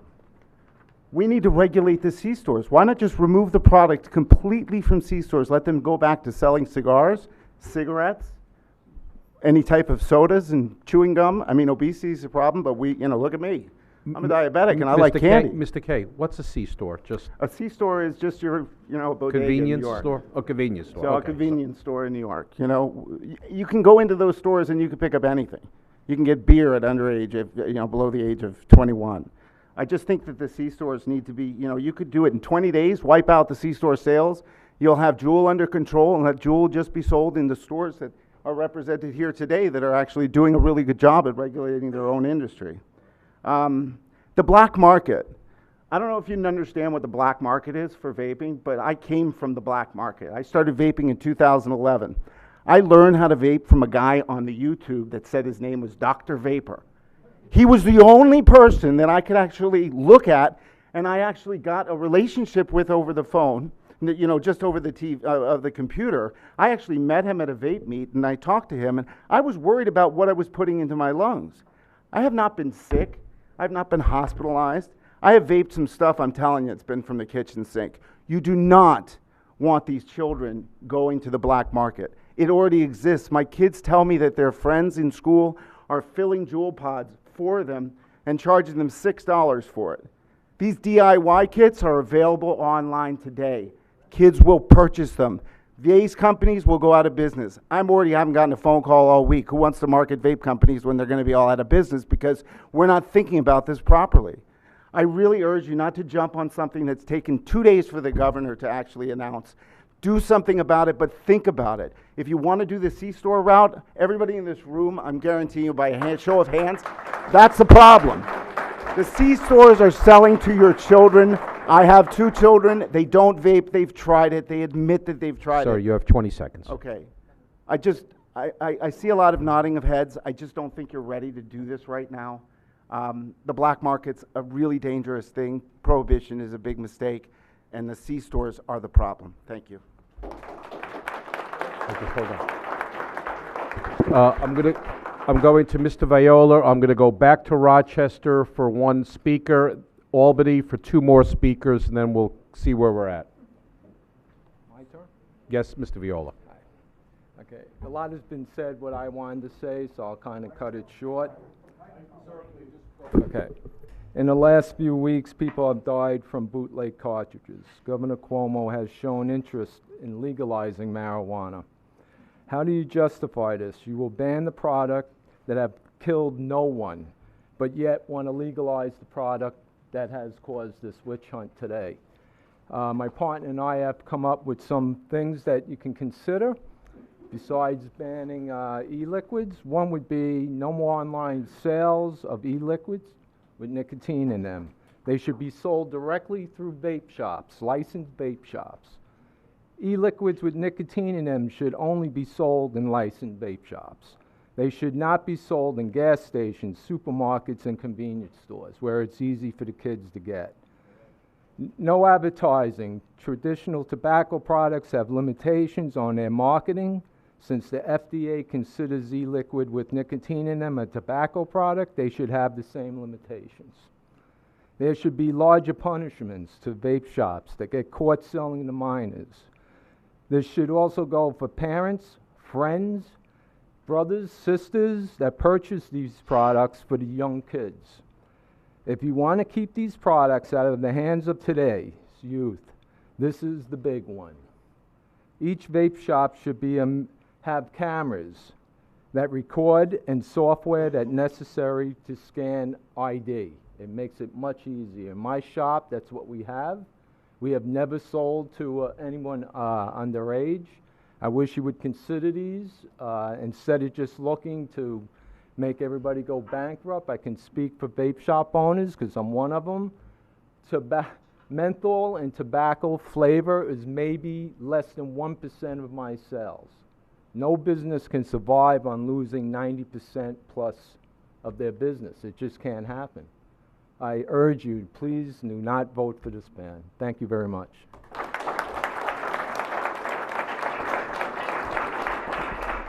Thank you. Mr. Thomas, you have somebody in Rochester that wants to speak, and then I'll come back to Albany and I'll come back to New York. Thank you, Mr. Crowd. David Holmes would like to speak. Hello, my name is David Holmes. The president and founder of Unique eCigs Incorporated. Don't want to be too redundant, and I know I'm limited on time, so just briefly tell you a little bit about myself and company. We've been in business for over almost 9.5 years as of May 1st, 2010. We currently have 11 retail stores in upstate New York, which circle the Adirondacks. We employ almost 50 people in our organization. We have over 50,000 customers in our database with an average age of around have not ever marketed our product to kids. Not one case in 9.5 years has there been any sort of sickness or lung illness of any sort of any kind. Just the opposite. In fact, we have had a lot of customers over the years who, after they have quit smoking, have successfully used e-cigs as an alternative. They send us pictures of their lungs and how much better they've gotten. We have received many of those over the years.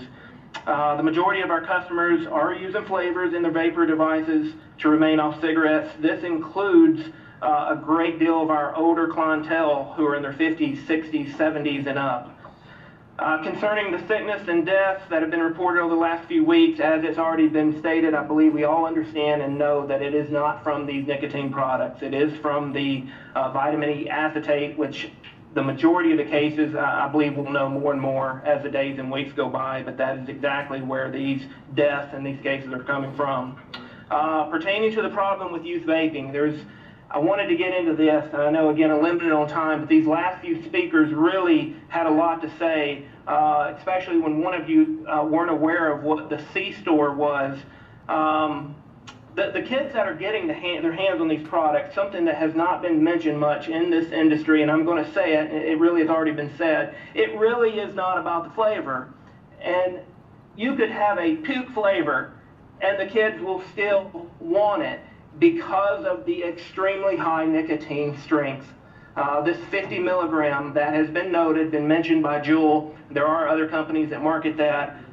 It is extremely addictive, it is extremely high nicotine level, and I have tried it myself. You get an intense nicotine buzz that lasts for a good 10 or 20 seconds. So even if you have just a puke or vomit flavor, these kids will still want it. Solutions that I believe will help, that will keep it out of the hands of the kids, are number one, we look at what they've done in Europe and we put in place a NIC cap. I can tell you in the 9.5 years we've been in business, we currently sell a 2.4%, which is less than half of that 5%. We've gotten You have 20 thousands seconds, sir. of 2 and 3 pack a day smokers off cigarettes using a 24 milligram. Getting out of the hands, another stat very important is with the FDA. They did a stat, less than 1% across the vape shops across the nation actually sold to minors with all the stings. Less than 1%. They're coming from the C stores. We take it out of the hands of the C stores. Thank you, sir. 21 or older. Thank you.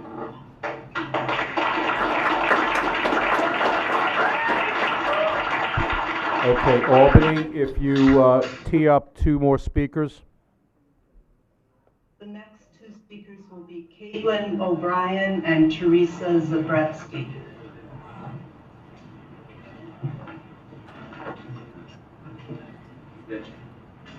Hi everyone, my name is Caitlin O'Brien. I'm the Government Relations Director for the American Heart Association. Thank you for having me today. So, the Heart Association is really concerned with the limited scope of these proposed regulations. We're worried that it's not going to be enough to curb youth tobacco use and nicotine addiction. So while we know that candy-flavored e-cigarettes are hooking youth, we know that's clear, we've heard the stats, menthol-flavored e-cigarettes and combustible menthol cigarettes are also hooking kids.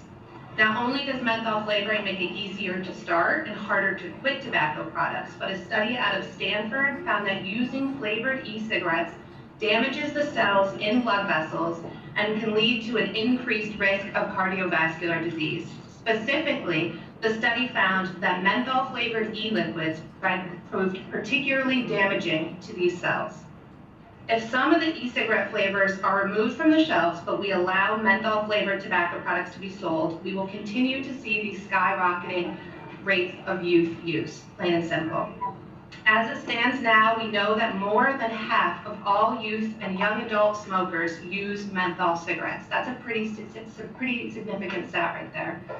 By not restricting the sale of all flavored tobacco products, we're simply going to be pushing youth from one dangerous product to another. We also run the risk of the industry coming in and renaming flavors. So instead of just having mango, you might have mint mango or menthol blue or something along those lines.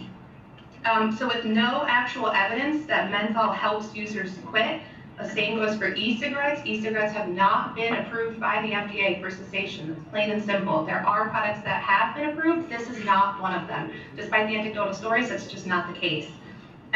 So we urge for a comprehensive action to close this loophole in these proposed regulations by prohibiting the sale of all flavored tobacco products, including menthol e-cigarettes and menthol combustible cigarettes.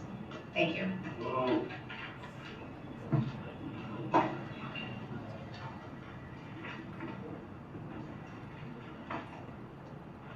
Good afternoon. My name is Teresa Zabretsky, and I've been working in tobacco control for about 12 years right now as part of Capital District tobacco-free communities.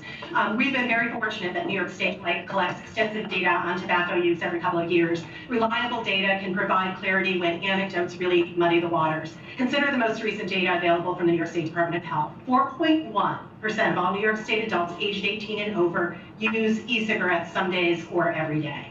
14% of all adult smokers use e-cigs. Adult smoking rate has remained pretty stable since 2014.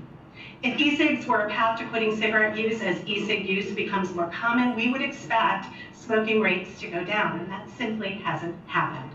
Consider, the rate of adult e-cig users between the ages of 18 to 25 is more than 2.5 times the rate of e-cig use of those over 25. 9.1% versus 3.4. In fact, more than half of all adult e-cig users are under the age of 34. So the idea that vapers are long-term smokers who are vaping as a mechanism to quit appears to be a really false narrative.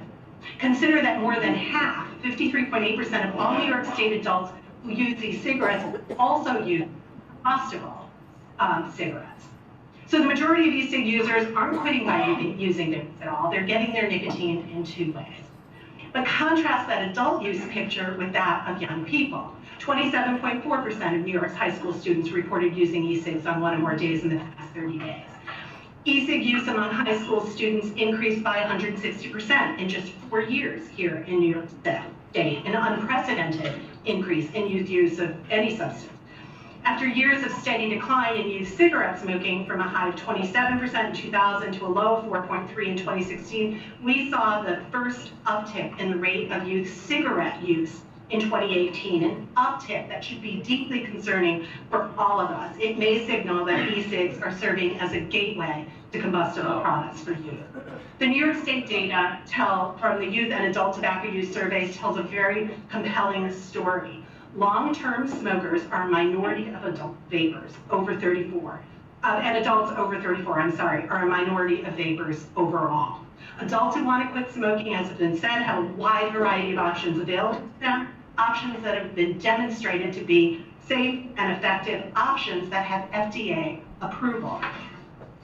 The vast majority of people using vape products start using them as adolescents or young adults. You have 20 seconds left. Thank you. They overwhelmingly use flavors. 63% use mint and menthol flavors. And I hope that this data has been helpful as you make your decision about how to move forward to be effective in reducing youth tobacco use in New York. Thank you. Thank you. Okay. We're going to take a pause for a moment and just do some housekeeping. Just to make people aware of what the procedural issues are, is we're in the middle of what's called a Codes Committee meeting. We have 7 members? We have 6 members present right now, all of whom have indicated to us they could continue to stay. We have, after the Codes Committee votes, and their vote is a recommendation to the full council, then the Codes Committee will be adjourned, and we will call the full council meeting. At the full council meeting, there's no testimony will be taken today. It's never taken. What we're going to be doing is we'll take a vote. I just want to make sure on the council members I need to maintain a quorum, or we have to redo this, okay? So, Dr. Bennett, I understand you have a hard stop, and I'm just hoping everybody else will be able to stay with us until everybody has an opportunity to speak. Are we okay with that, or is there a hard stop? You have to tell me now so I can manage the process a little better. Dr. Brown, you... Can you clarify what you mean by we'll keep taking what? There's addition. I'm sorry, I didn't hear that. The question is if you can just clarify what you mean by keep taking people. I think there are additional people signed up for public comment. For the Codes Committee? Yes, I have right now a count of 2 more in Rochester, 5 more in Albany, and 17 in New York City. Those are the numbers. So hard stop. I'm sorry, Dr. Bennett? Dr. Ortiz? Ortiz. Yeah, but I think we should have 4. Dr. Ortiz has a hard stop at 5. Okay. We're going to manage the public comment to be able to do the votes and conclude by 5 o'clock then. Okay. For codes. No, but the council too, because if you lose you're going to lose the quorum. The time. Okay. Okay, so now I'm going to continue taking testimony. At this point, a lot of the testimony has made very similar points. I'm reducing the time to 2 minutes an individual. So I'm going to be calling you. Please get ready. Think through what you've said. If you have, are you going to be repetitive of what we've heard? I'm telling you right now, given history at this council, we're politely listening, but it's very difficult. We're looking for processing of new information. That's the most important thing that you could do to help us do our deliberations. So it's up to you. I can't tell you what to say or what not to say, but I would suggest you use your 2 minutes carefully. I'm now calling Kazar Taking. I'm sorry, it's from Beyond Vape. And next after that, it'll be Shay Mokay.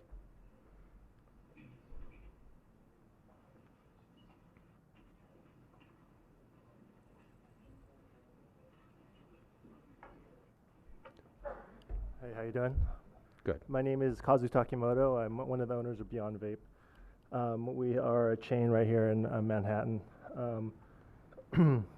I am not a paid speaker like a lot of these groups that have spoken for this law.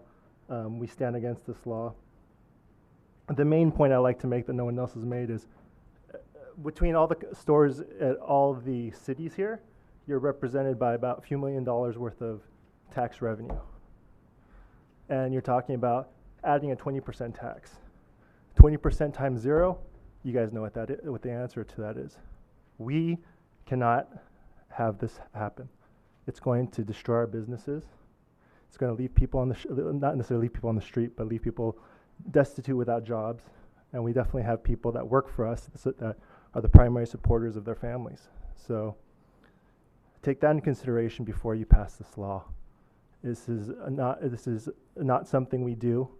As elected officials, you're supposed to promote progress. This does not promote progress.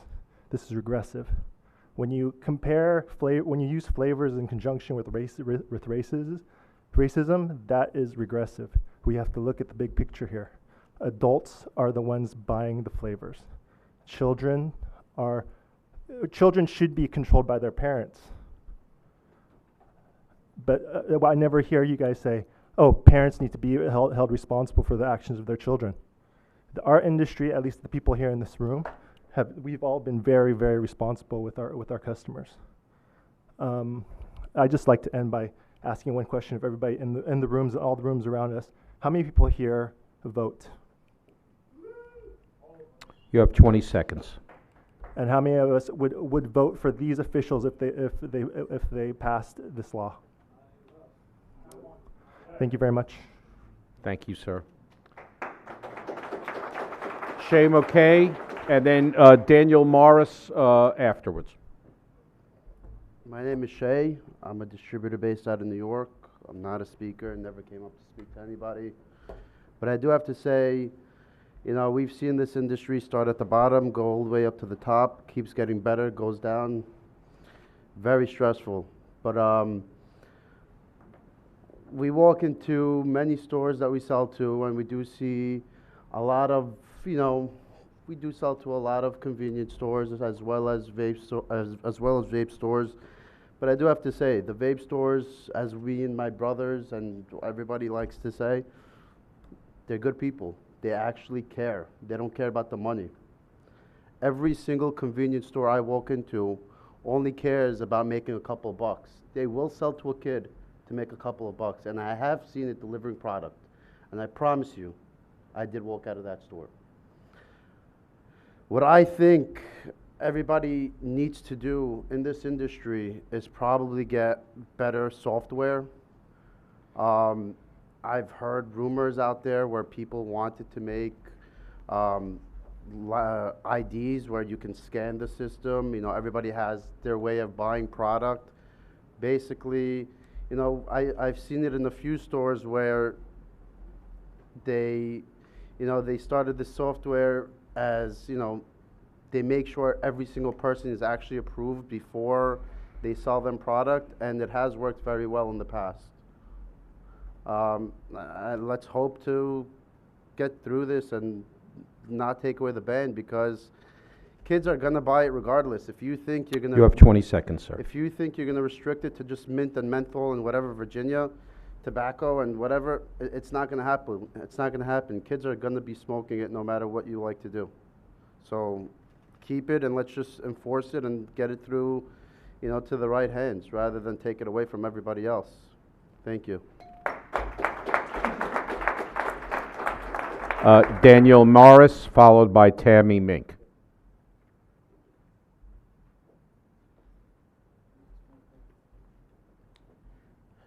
Good afternoon. My name is Daniel Morris. I work for Vape New York. I have never vaped in my entire life. I have never smoked a cigarette.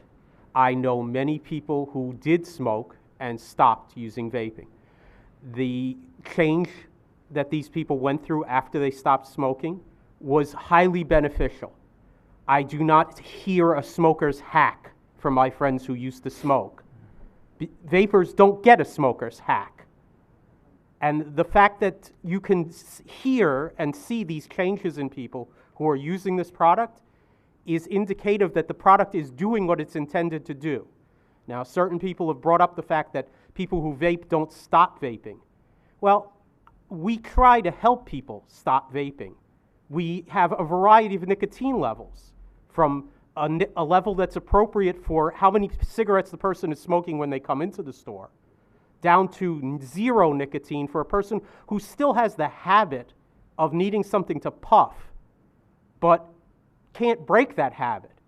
If they're doing 0 nicotine in a flavor that they like, then it's better than finding some other thing to puff on. And the fact of the matter is that there is a psychological effect. I see it in people who used to vape. We do sell 0 nicotine e-liquid to people who still have that puffing habit. And the bottom line is that there's no carve-out for those people. And what are they going to puff on if they can't get the flavor that they like? You're not helping people by changing You have this. 20 seconds, sir. I appreciate your time, and thank you.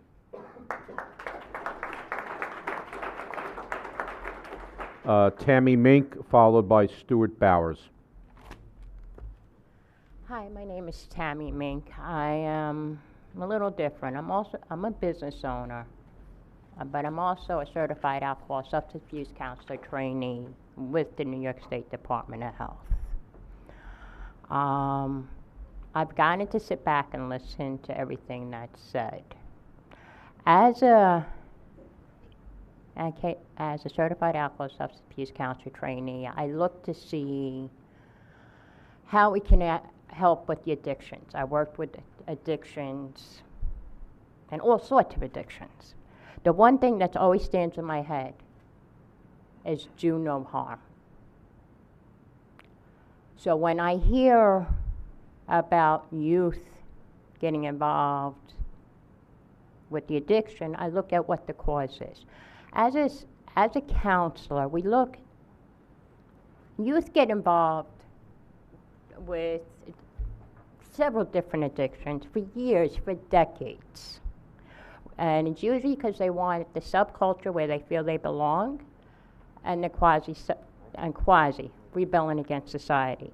Now, that is not to minimize what may be going on, but the one thing we constantly hear from the youth is drool, drool, drool, drool. The kids are not interested in flavors. You can take that away, and you're going to hurt the 90% of adults that have given up cigarettes through this, and there are enough studies, Ohio University, Boston University, even Scott Gottlieb himself, before he stepped down, stated that the open tank systems helped the adults. He's standing on... You have 20 seconds, ma'am. Okay, so bottom line is this, is the kids are in it for the rush.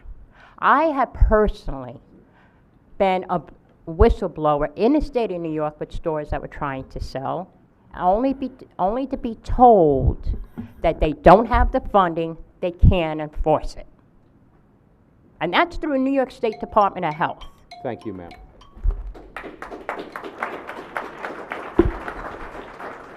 Stuart Bowers, followed by Matthew Elliott.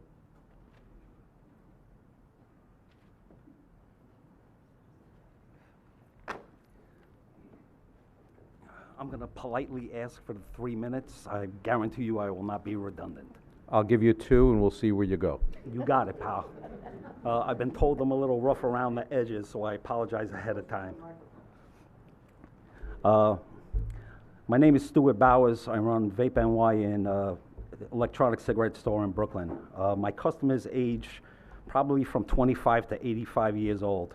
The average age is probably around 35. I sell 20 flavors in my store. No underage sales in my store because I am the bouncer in the store. I have also gotten fake ID that scans up as legit, something that has not been brought up here. You know why adults like the same flavors as children? Because we were all once children. One of the organizations that wants to ban flavors is Parents Against Vaping. Their co-founder has been on CBS, Dorian Furman, and her son bought his Juul on eBay. Had a child bought from me, I would be fined for not doing my job. Mrs. Furman did not do her job, and she's not getting fined.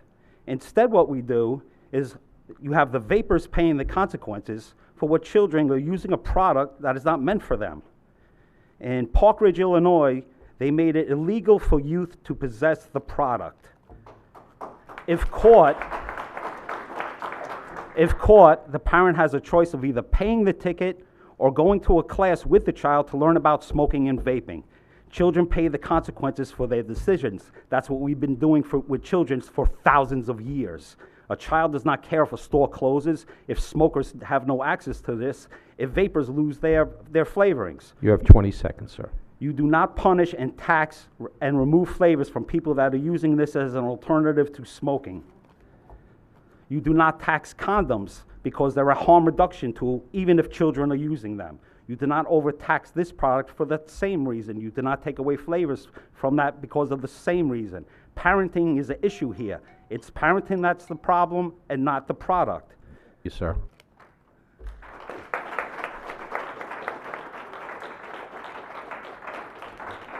Matthew Elliott, followed by Jesse Alonso, or Tessie Alonso, I'm sorry. Good afternoon, everyone. My name is Matthew Elliott. I'm a consumer advocate for this industry. I would like to talk about the hypocrisy that has been spoken here today.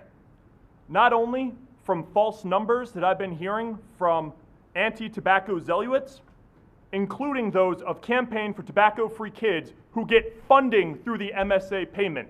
Let's talk about the MSA payment. Let's talk about the fact that New York State is losing tax revenue, is losing bond payments, because people are choosing a 95.5% less harmful alternative to smoking combustible tobacco. This is supposed to be about public health. It's about blood money. Let's be real here.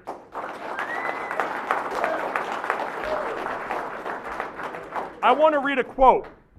The state must declare the child is to be the most precious treasure of the people as long as the government is perceived as working for the benefit of the children. The people will happily endure almost any cultivation of liberty and almost any deprivation. That is what is going on here today. You are using children as shields for blood money. That was from Hitler. That is what is happening to New York State. We are a state of proud. We are a state of many, coming together of all races, all ethnicities. And this is about blood money. This is not about public health. Andrew Cuomo is fast-tracking this to the point to get vapor products out of New York State, and You I am have sick of 20 it. seconds. We will not let this happen. We beg, we vote, we beg, we vote, we beg, we vote, we beg, we vote. Flavor save lives! Flavor save lives! I urge Thank you, sir. to speak to the experts. Thank you. Albert, I'm not sure of the last name. I can't read it. Albert Canzetti after Jesse Alonso, please. Jesse Alonso now, and then Albert Canzetti. Canzo. Hi, my name is Jesse Alonso. I opened up a business due to the fact to help people to stop smoking cigarettes. I used to work in a vape shop myself. I seen a lot of people quit smoking. I decided to open up my own business to help people to stop smoking cigarettes. So my mother smoking cigarette all her life. For me, to help her stop smoking cigarette was the best thing I ever did in my life. I do not sell Juul. Juul is made from tobacco. So there's a high school right next to my store. I don't sell no Juuls. We are 21 to sell. Sorry, I get tongue-tied when I speak. I'm a little shy right now. But yeah, the point is that we can't ban this flavor. I'm going to lose a lot of employees. I'm technically going to be homeless if we lose our business, if you think about it. And that's it. Sorry, I'm nervous, like I said.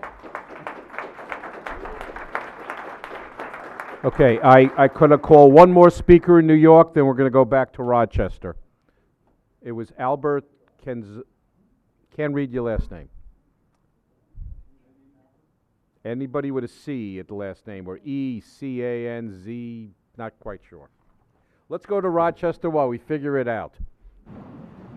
Thank you, Mr. Crowd. I've got two consumers, Logan Evans and Tim Weed.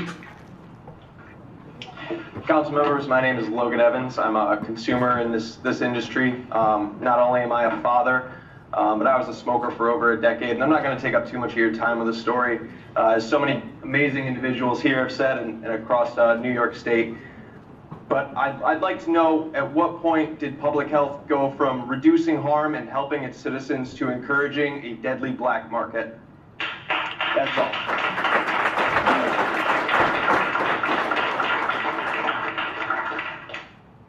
Hello, my name is Tim Lee. Not only am I a consumer, I'm an employee. I'm not going to take up much of your time because you guys don't really care. So I'm just going to say how it is. You're going to cause me to lose my job. You're going to cause my company to go out of business. And not only are you going to cause me to lose everything I've worked my life for, you're going to cause everybody else. Guaranteed, one of you guys in here smoked when you were underage. You're not going to say it because you're going to look like an idiot. But let me just put it this way. I'm going to end it right here. Here's my mic drop. Our generation did not put candy cigarettes on the market. Your generation did. You want to tell me I'm promoting the children? What did you guys do? Thank you.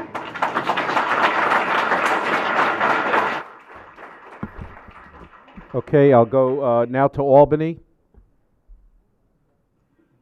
Next, we have Timothy Mitchell and Ryan Palissy.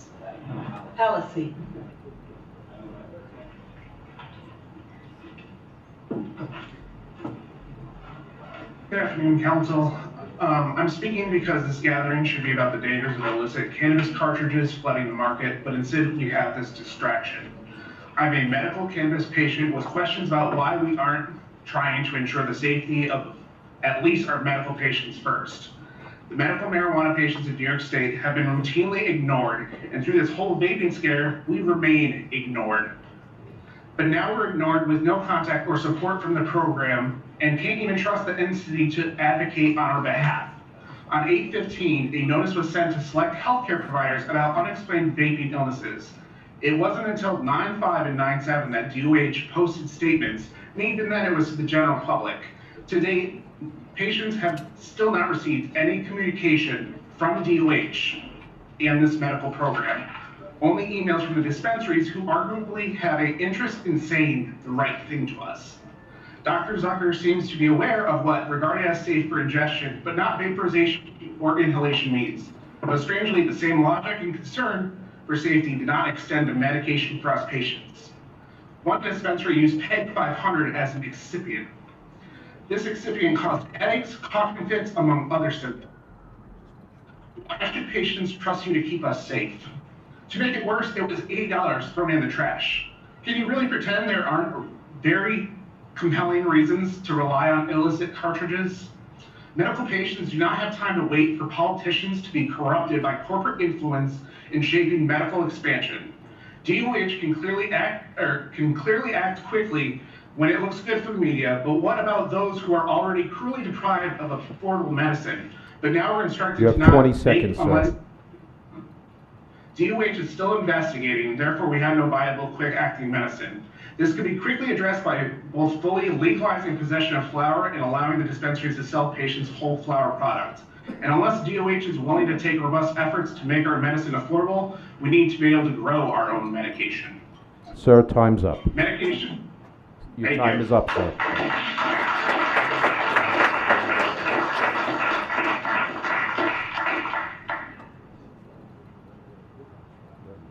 Hi, my name is Ryan Halsey. I'm from Warwick, New York. I've owned a vape shop since 2014. I'm just going to get right into why solutions that is a compromise instead of banning flavors, which we know the CDC vaping is the most used product to quit smoking. New England Journal of Medicine is twice as effective as the NRT gum or the patch, right? And 75% of vapors that are former smokers use anything but tobacco or menthol. But let's acknowledge the flavor's role in youth use. However, let's limit access for youth without eliminating access for adult smokers that would like to quit. We don't do it with alcohol. Let's not do it with vaping, which actually is a form of harm reduction for adult smokers to quit. Some of these policies already in place. They just haven't been implemented yet. We can go with number 1, Tobacco 21. This will take effect November 1st, 2019. I support this legislation to reduce social circle access to tobacco and vaping products in the state of New York. Taxes. New York has passed a 20% retail tax on vaping products that will take effect on December 1st, 2019. This helps reduce youth access by increasing price with only a minor burden on an adult consumer. For reference, my shop would have generated anywhere from $400,000 to $500,000 in the 5 years I've been in business. Since I've been in business, those funds could be used for education and enforcement in New York State. Licensing. All vendors of vaping products should have to apply for a separate license each year. The fees could also be used for education and enforcement. This helps tracking vendors and also enforcement efforts. There's currently no required license in New York to sell vaping products. No. Say again? You have 20 seconds. Increased penalties for those that are licensed. First offense, $5,000 civil fine. Second offense is a $5,000 civil fine and suspension. Third offense is a loss of license for life. Mandatory ID scanners. This eliminates or limits fake IDs. Also controls straw purchases. Every person gets ID. Restriction of sales of flavored vaping products, if not restriction of all sales. For adult-only stores, data shows we're better at IDing than convenience stores. Juul's in 90,000 retail outlets. You just handed them the entire market in your state because you just closed all 700 vape shops that are better IDing than they are. Good luck.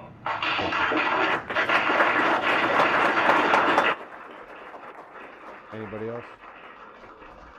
Kathleen, is there, Ms. Carver-Cheney, is there anybody else in Albany?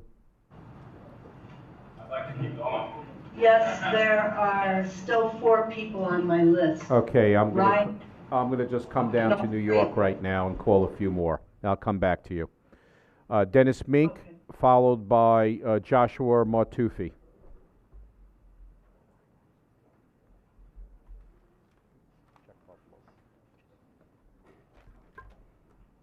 Hi, everybody. My name is Dennis Mink. I'm an American. I'd like to tell you about a friend of mine. He's 88 years old. I met him in a vape shop. He was diagnosed with COPD and emphysema. He used lemon, raspberry, and apple to quit smoking. It helps him with his psychological, behavioral, and oral fixations. He's been vaping 3.5 years. He recently had x-rays to show his lungs to be clear. He can now walk 3,000 feet without an oxygen tank or losing breath, only through the help of vaping. I myself have quit smoking after 48 years. I have tried just about everything you could imagine. Wellbutrin, Chantix, behavioral therapy, acupuncture, the patch, nothing worked. I didn't think vaping was going to work either, but I kept coming. I had people who supported me, similar to an AA program. There are people who support you to help you get through it. You can quit. Nothing tops vaping. Thank you.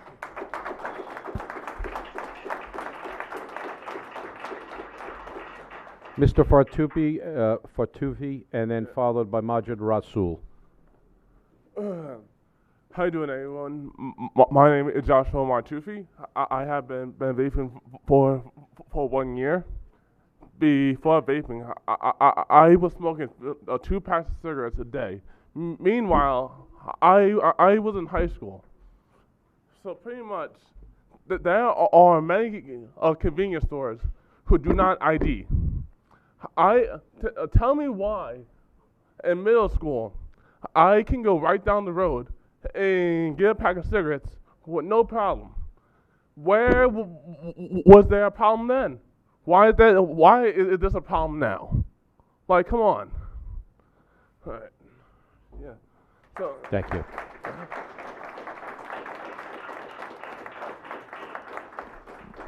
Majid Rasul, followed by Sohail Kamdar.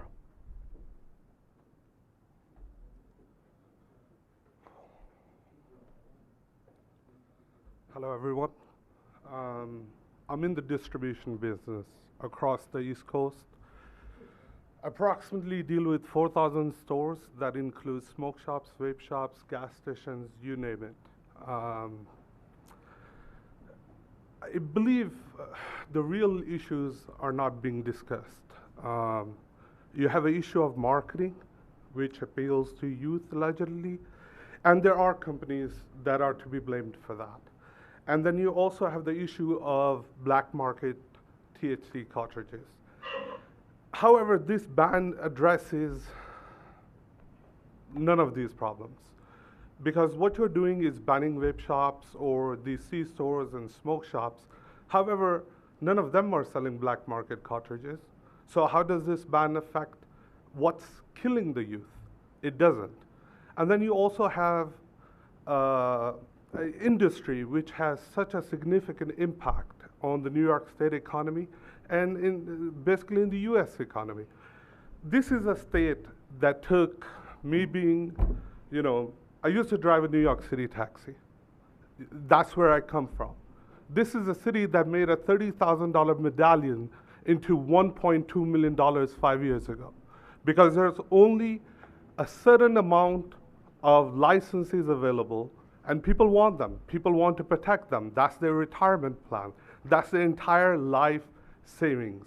So instead of coming out and saying, oh, let's just ban the entire industry because... You have 20 seconds, sir.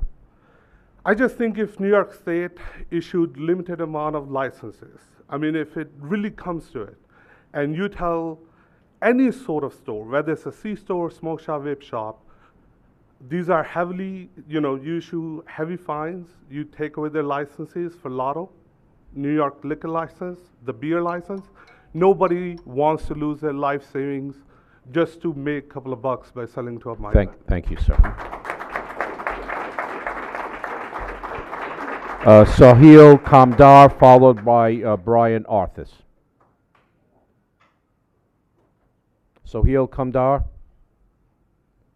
All right, Brian Arthis, please. Followed by Keith Mortner. I know. Hey, guys. Yeah. Try to be brief. A lot of the points I was going to touch on have already been hit here. I would reiterate them, but I think you get the point. To be honest with you, I just see prohibition as a huge issue here. And I'm sorry, could you say your name? Oh, I'm sorry. Brian Arthis. Thank I'm you. from Patchogue, New York. I own a shop in Bohemia, New York. I've been open for 4 years. So in 4 years, I've helped a lot of people quit smoking, although I haven't been able to actually use that as a true sales pitch, I guess you could say. That being said, with this prohibition, and it really is just a form of prohibition, you limiting the flavors to the one that basically accounts for about 2% of most vape shop sales will put everybody out. It will put a lot of people pushed back towards tobacco itself. But in all honesty, it's just going to ruin a lot of people's lives in many different ways. You mentioned before that you did recognize that there is a separate issue in terms of the illnesses that have arisen and the youth access here.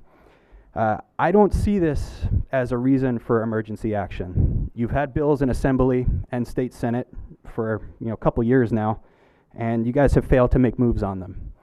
I don't know why you need to take one issue, which is the illnesses that have risen from a black market product, and use it as an excuse to push forth a ban that you couldn't pass through the proper legislative avenues. So I'd like to just push this emergency, action backwards and let the actual state assembly and state senate push through what they, choose to do so. And with that, I think there's a lot of people that can share their opinions and can share actual facts and stop using this bunk science that you guys are going off of. Also, I'd like to see the actual information that you're basing these decisions on. I think that should be transparent. I think everybody should have access to that. Thank you, Thank sir. you.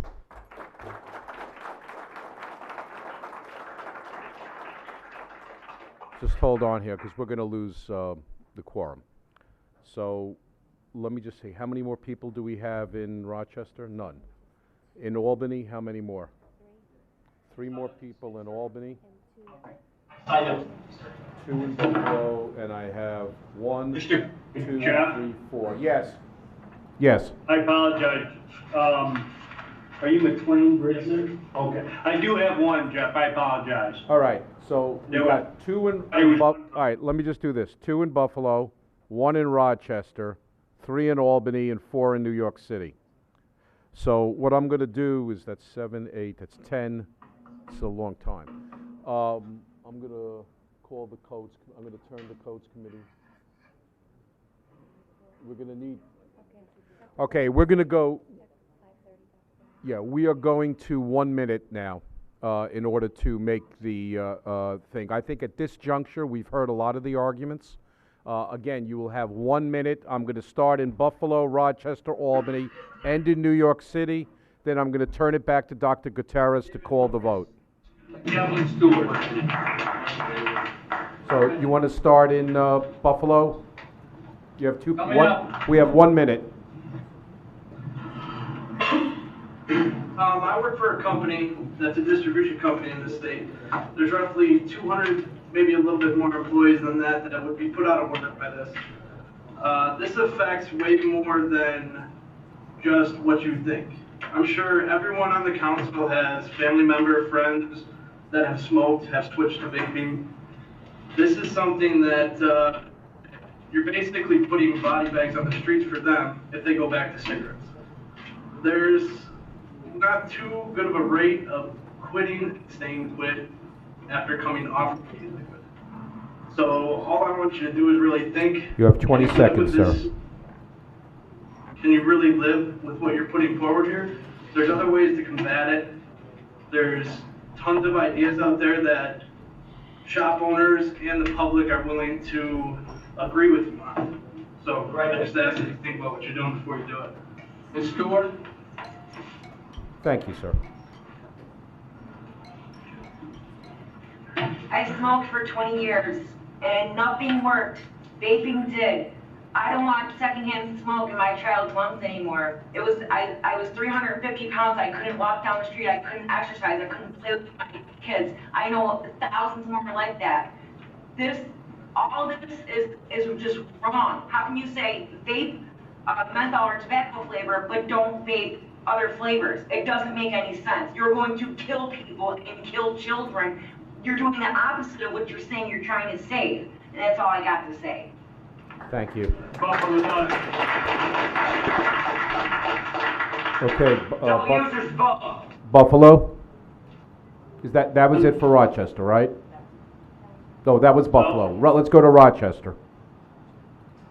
Could you please stand up and get both people standing, or just one person? Okay. And please tee up Albany next. Get them in the seat, please. My name is McLean Bridgman. I'm here to represent the vape shop. We all know what the issue is here today. If you're scared about the tax revenue you're losing from the vape industry, you're already putting 20% tax on. If you're worried about the kids, you're already raising the age to 21. You're making it harder and harder for kids to get their hands on the vape industry. If If you're worried about the kids, really, take it to only vape stores. You know, take it out the convenience stores, take it out head shops, people that don't know what they're talking about. Put it in vape shops only, where people are 18 or older now, and in the end of December, it's gonna be 21 or older already. So that's what you're really worried about? Enforce the laws, and let's go after the real problem. They're drug dealers, okay? See ya. Albany, please have Albany, could you please have the speakers sitting in the seat and we could start immediately? There's nobody sitting in the seat we see. Somebody took That's my all. lip. She's getting them. Could you please get the other speaker teed up? Please go ahead, sir, and say your name. Vincent Provenzano. I'm a consumer in this industry, an advocate in this industry. The problem that we see here is not a problem of keeping this out of the hands of children.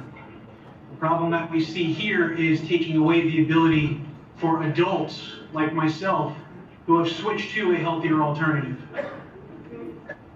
Children will do what children are going to do. Parents, it's their responsibility until those children are of age to be legal adults, which, at least in my county, in Ulster County, is 21 years old. Soon in the rest of the state will be 21 years old. I was fully in agreement with that. Even though that TCU put my old business out after losing 28.5% of my clients. I was still in agreement with it because it would help keep it out of the hands of children. That's all I have to say. Thank you. Thank you,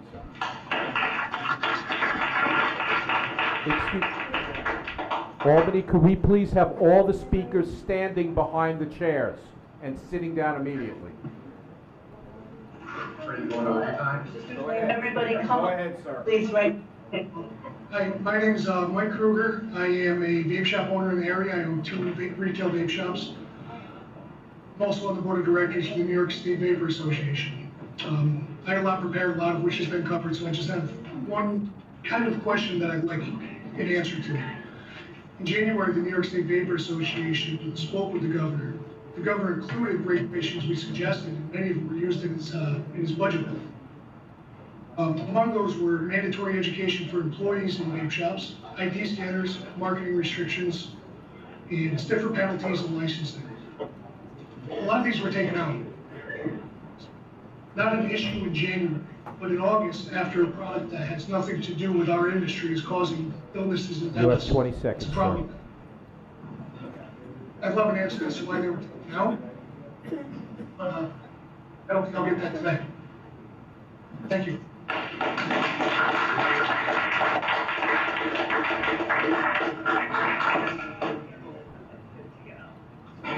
Good afternoon, Council. My name is Eric Swick. I'm the owner of Revolution Vapor in Amsterdam, New York. Experts agree that vapor is 95% less harmful than tobacco. New Yorkers have made the switch to vape to improve their health. 86% of them use a flavored product. Why would anyone want to take away that makes people healthier? The answer is money, pure and simple. Pharmaceutical companies want to sell nicotine gum, nicotine patches, and drugs like Chantix.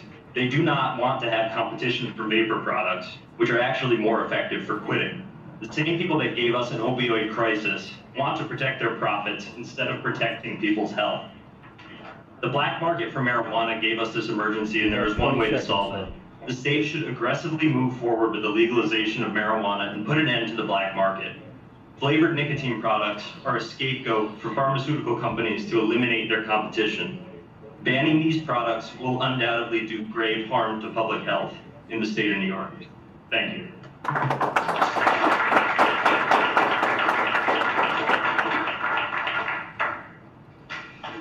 Good evening. Thank you for your time. My name is Matthew Coles. I'm a retailer in Glens Falls, New York. At the age of 12, I started smoking cigarettes. Not with cherry-flavored cigarettes, with cigarette-flavored cigarettes. The school bathrooms of today that are filled with vapor are just the school bathrooms of yesterday, filled with cigarette smoke. Unfortunately, it's because at 12, I was concerned, like many of our youth, making bad decisions, poor choices. We absolutely should regulate, put in marketing labels, nicotine quantity, age verification at point of sale for every transaction. As a retailer, I'm for that, 100%. Nobody wants youth vaping. Nobody in this industry. I don't want them to be in the same position I am. I have a 17-year-old son, he doesn't vape. I own a business. But in a state where Governor Cuomo is set to make marijuana legal in the next 18 months, a psychoactive drug that changes your mind and perception, you and I are sitting here talking about how I like strawberry and I'm not allowed to have it. That's what freedom. You I'm have an 20 adult. seconds, sir. Thank you all. Please reconsider.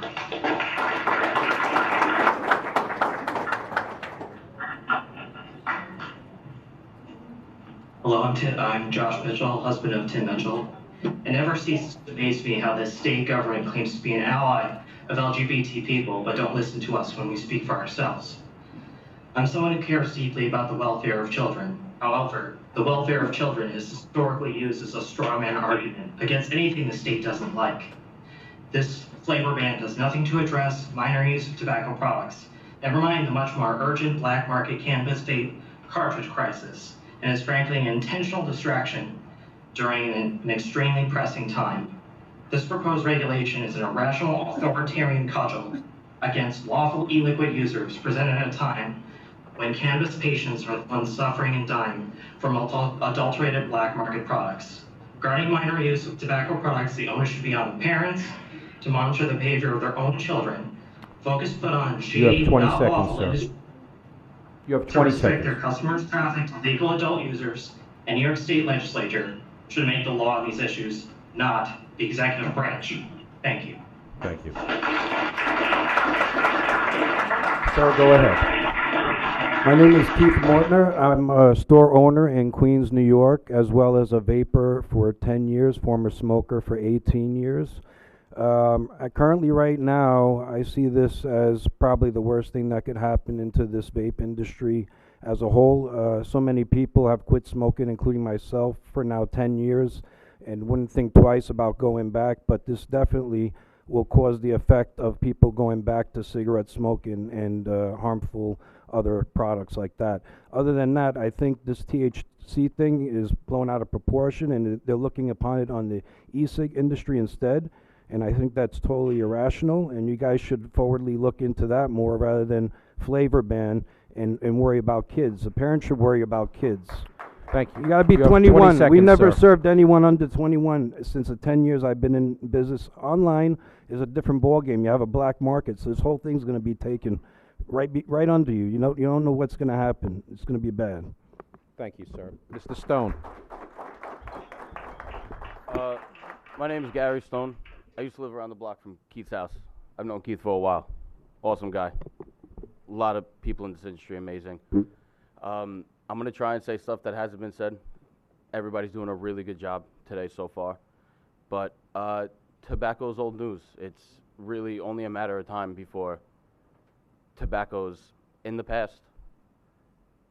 We don't use tobacco for much, if anything at all, besides smoking. It's not in your cabinet at home. It's not in your refrigerator.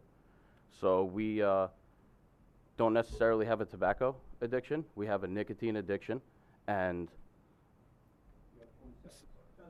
wow, that's going really quick. All right, keep it 20 seconds. Thanks, man.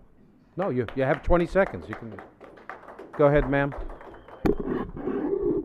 Good afternoon. My name is Lisa Vidal. I'm here going to discuss the topic at hand really quickly. Do you really think that kids are going to stop by banning flavors? Seriously, do you really think that, behind me are grandparents, parents, aunts, uncles? The media has portrayed us to be villains in this industry, and we're not. We're following laws, we're following regulations, everything you've asked us to do. And I ask you to just really think about, do you really think kids are going to stop? We haven't exhausted any other option. This is the only option you guys can think of. You have 20 seconds, ma'am. You can't think of anything else, but banning flavors. There's nothing else that we can do. Work together.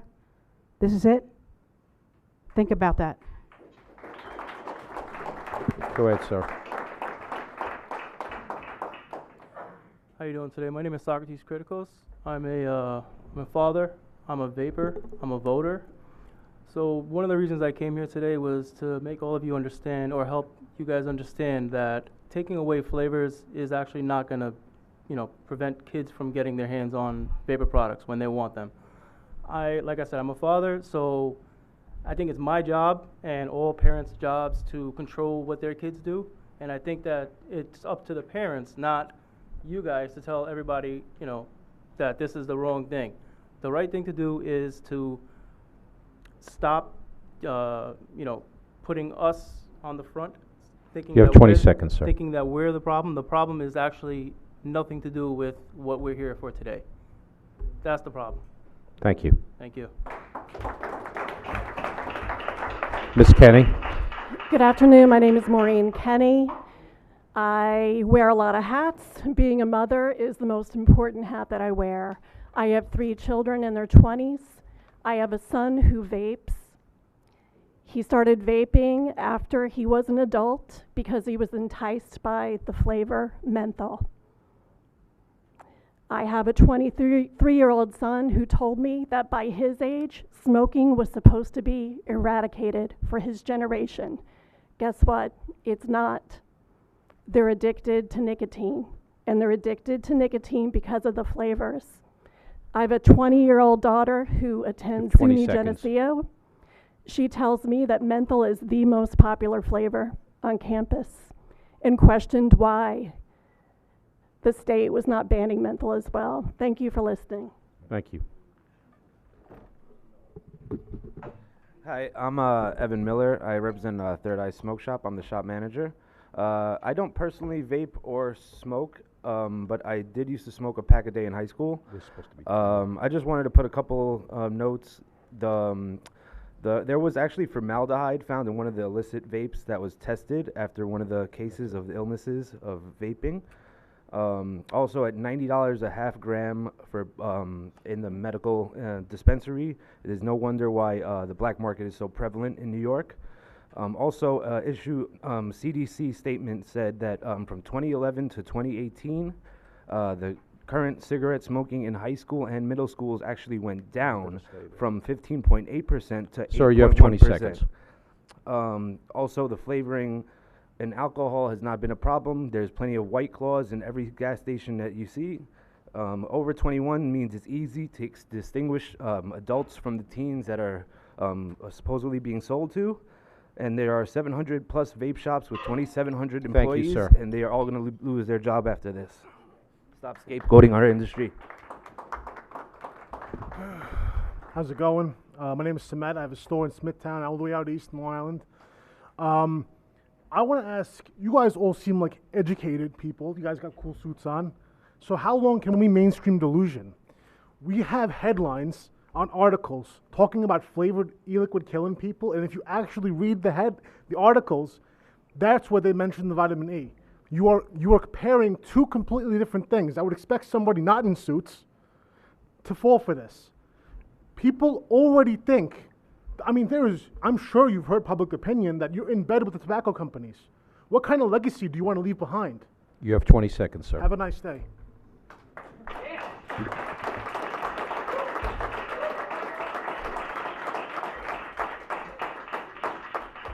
My name is Kasimir. I'm a consumer. There are 2 distinct and separate issues here, THC carts and vaping epidemic, the youth vaping epidemic. The emergency nature of this hearing is based on the media hype of THC cartridges. Youth nicotine addiction is admittedly a problem, but a knee-jerk reaction to a non-life-threatening situation is not only unwarranted, but also counterproductive. This emergency action will leave no recourse for the vape shops that closed to reopen in 90 days once you realize you've made a mistake. There's definitely a need for regulation. There are definitely companies that market it to kids. There are definitely companies 20 looking seconds, to sir. add the next most addictive chemical into e-liquid to make customers for life. Prohibition will only make this worse, push production underground and overseas to China, which you cannot control, which is already part of the problem.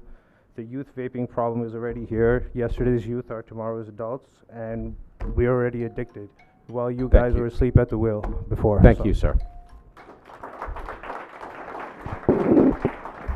Dr. Gutierrez, we've concluded the public portion of the meeting. I turn it back to you. Thank you very much, Mr. Krug. I believe that we still have quorum of 6. Yes, that's correct. For emergency adoption, is a proposed addition to subpart 9-3 to Title 10 NYCR, prohibition on the sale of electronic liquids with characterizing flavors. For members of the committee only, I need a motion. So moved. I need a second. We have a first motion and a second.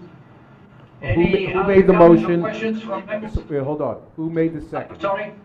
Who seconded the motion? Dr. Watkins. Thank you. For members of the committee only, is there any further discussion? Ask one question of the commissioner. Did you hear me? Yeah, okay, so I just wanted to ask, somebody raised an issue about pharmaceutical companies not wanting the competition of vape products. Is any of the research you use to decide on this regulation, has it been funded by any of the pharmaceutical companies? Not that I know of at all. Dr. Watkins has a question here. I just need a point of clarification. I believe the department talked about a 90-day review of these emergency regulations, and I appreciate all of the concerns of the public that we've had. The concerns that I currently have is that that they brought up was basically that there are gas stations, head shops, convenience stores, and supermarkets that might be selling these products. But in our regulations, we don't talk about a registration of these vape shops. Will that be looked at in our 90-day review as well, requiring registrations for any sellers of these types of products? Dr. Watkins, as part of the legislation that was enacted in this last year's budget that created a required tax, there was also a requirement for all retailers that sell vape products to register with tax and finance. So that requirement's in place. And just to clarify, the emergency regs will either expire, they'll expire at the end of 90 days unless we renew them. Paul has already stated that he will. Thank you very much. Any further questions? If not, I call the vote. Committee members, all in favor signify by saying aye. Aye. Anybody opposed? Anybody abstaining? The motion passes. This calls to an end of the committee meeting. You're all murderers. Mr. Kraut. All of you, murderers. Where was this when I was a kid, so I didn't have school? Okay, the Codes Committee has now concluded. I'm now going to call to order a special Public Health and Health Planning Council meeting of September 17th, 2009. I'm Jeff Crowd, and I'm now calling to order the meeting of the Special Public Health and Health Planning Council, welcoming members, Commissioner Zucker, participants, and observers. At today's meeting, we're going to call for Dr. Gutierrez is going to present regulations for emergency adoption and information. I introduce Dr. Gutierrez to give the report on the Codes, Regulation, and Legislation Committee. Dr. Gutierrez. Thank you very much. At today's meeting of the Committee on Codes, Regulation, and Legislation, the committee reviewed one proposal for emergency adoption. For emergency adoption is proposed addition to subpart 9-3 to Title 10 NYCRR, prohibition on the sale of electronic liquids with characterizing flavors. The committee voted to recommend emergency adoption to the full council, and I so move. I have a motion. Do I have a second? Dr. Watkins seconds. Dr. Watkins second. Any questions from any member of the council? Hearing none, I'll call for a vote. You have a question, Dr. Martin? Will we be allowed to make a statement? Why? Yeah, I'd like to discuss. I don't have a question. I don't know what your plans were. We're going to call the votes, but if you have an issue you'd like to discuss, Well, I would just like to now discuss is the time. No, I don't plan on voting for this, and I'll explain my reasons, and hopefully... You just hold it a little closer. And hopefully others might agree. I mean, I have various concerns. One is, I'm sorry, I'm just not convinced that this is an emergency. In the true sense of an emergency, I do think it's an extraordinarily important public health issue, and it's one that definitely needs to be addressed. And the state has been addressing it. There's absolutely no doubt about it. What I'm concerned about, though, is the uncertainty that has been brought up by the testimony. This is basically going to be a big public health experiment. It seems to me likely unintended consequences will be the probable destruction of this, I guess industry is as good a term as any, during the 3-month period. There doesn't seem to be any cure or anything. There's a whole question of inventory and the like that'll get kicked in also, as probably we're going to eat the stuff they bought. And I don't think that's been addressed. I think there are lots of solutions that are here that have been raised, and I think that it makes more sense to me to try to study them and come up with a more comprehensive solution rather than to go after this low-hanging fruit at the moment, because I'm afraid of unintended consequences that'll occur. I'm afraid of what will occur with adults who apparently think that it's helpful. I mean, I have no particular expertise in this. I think there's evidence that we have not seen. It may not exist, but I'd feel much more comfortable if there was a more thorough evaluation of this before we go on.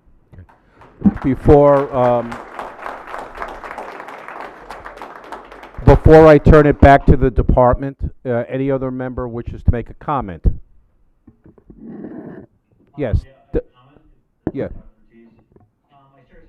Martin's concerns. I'm having some questions about the implementation process, so I'm wondering if the Department of Health would entertain some registrations or some submissions of exceptions to the rule from establishments that have the ability to have enhanced ID, whatever we can do so that we can provide evidence that people who are buying it are 18 and 21. So within the 90-day, we're not putting people out of work, but we're trying to get rid of establishments that don't have the ability to only serve adults. Do you understand like what I'm asking? Like would the department take those registrations? And I have one other question before you respond, Dr. Brown. My name is Lawrence Brown, and I am an addiction medicine specialist. So when I've heard the testimony, I must confess that much of it did move me. I must appreciate that. I treat about 2,800 adults and 300 adolescents.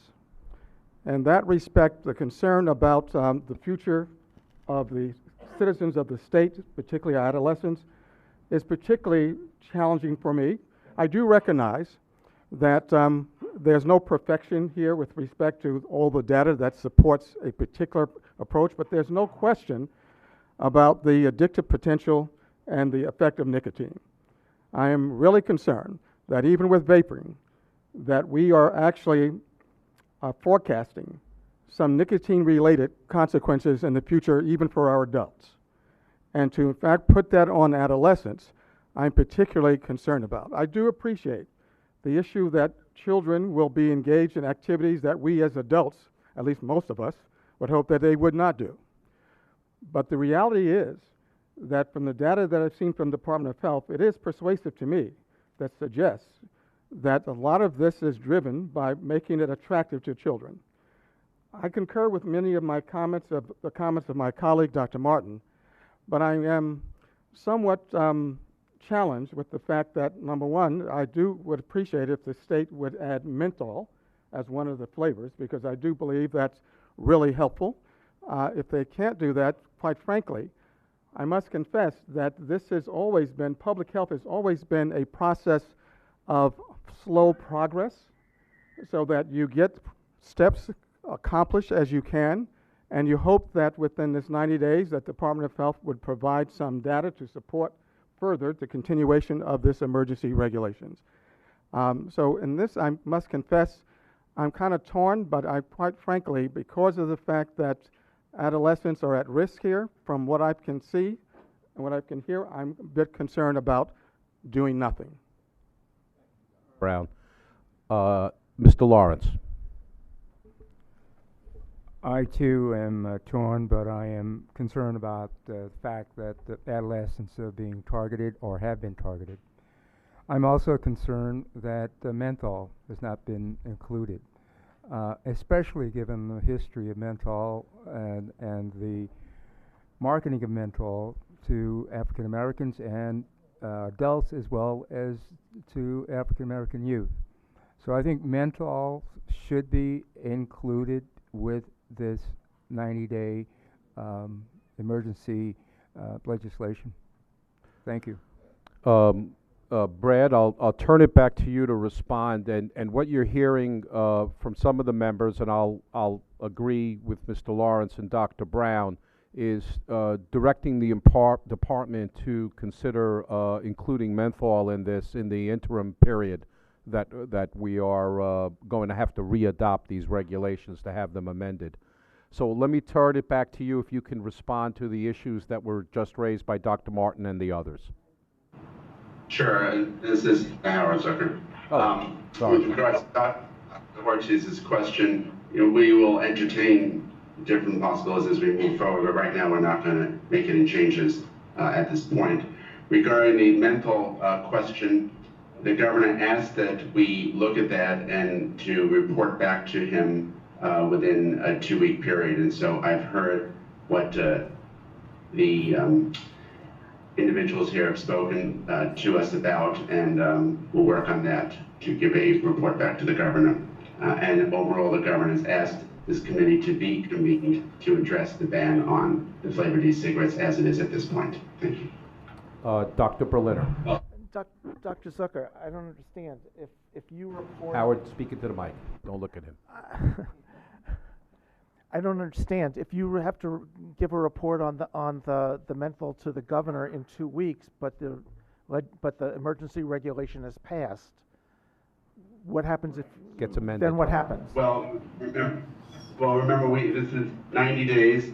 If it is necessary to reconvene FIPIC to add menthol, we can do that. But at this point, given the emergency situation that we view, what's happening to adolescents at this time, the flavored cigarettes, with the exception of menthol, should be comes up for the vote at this point.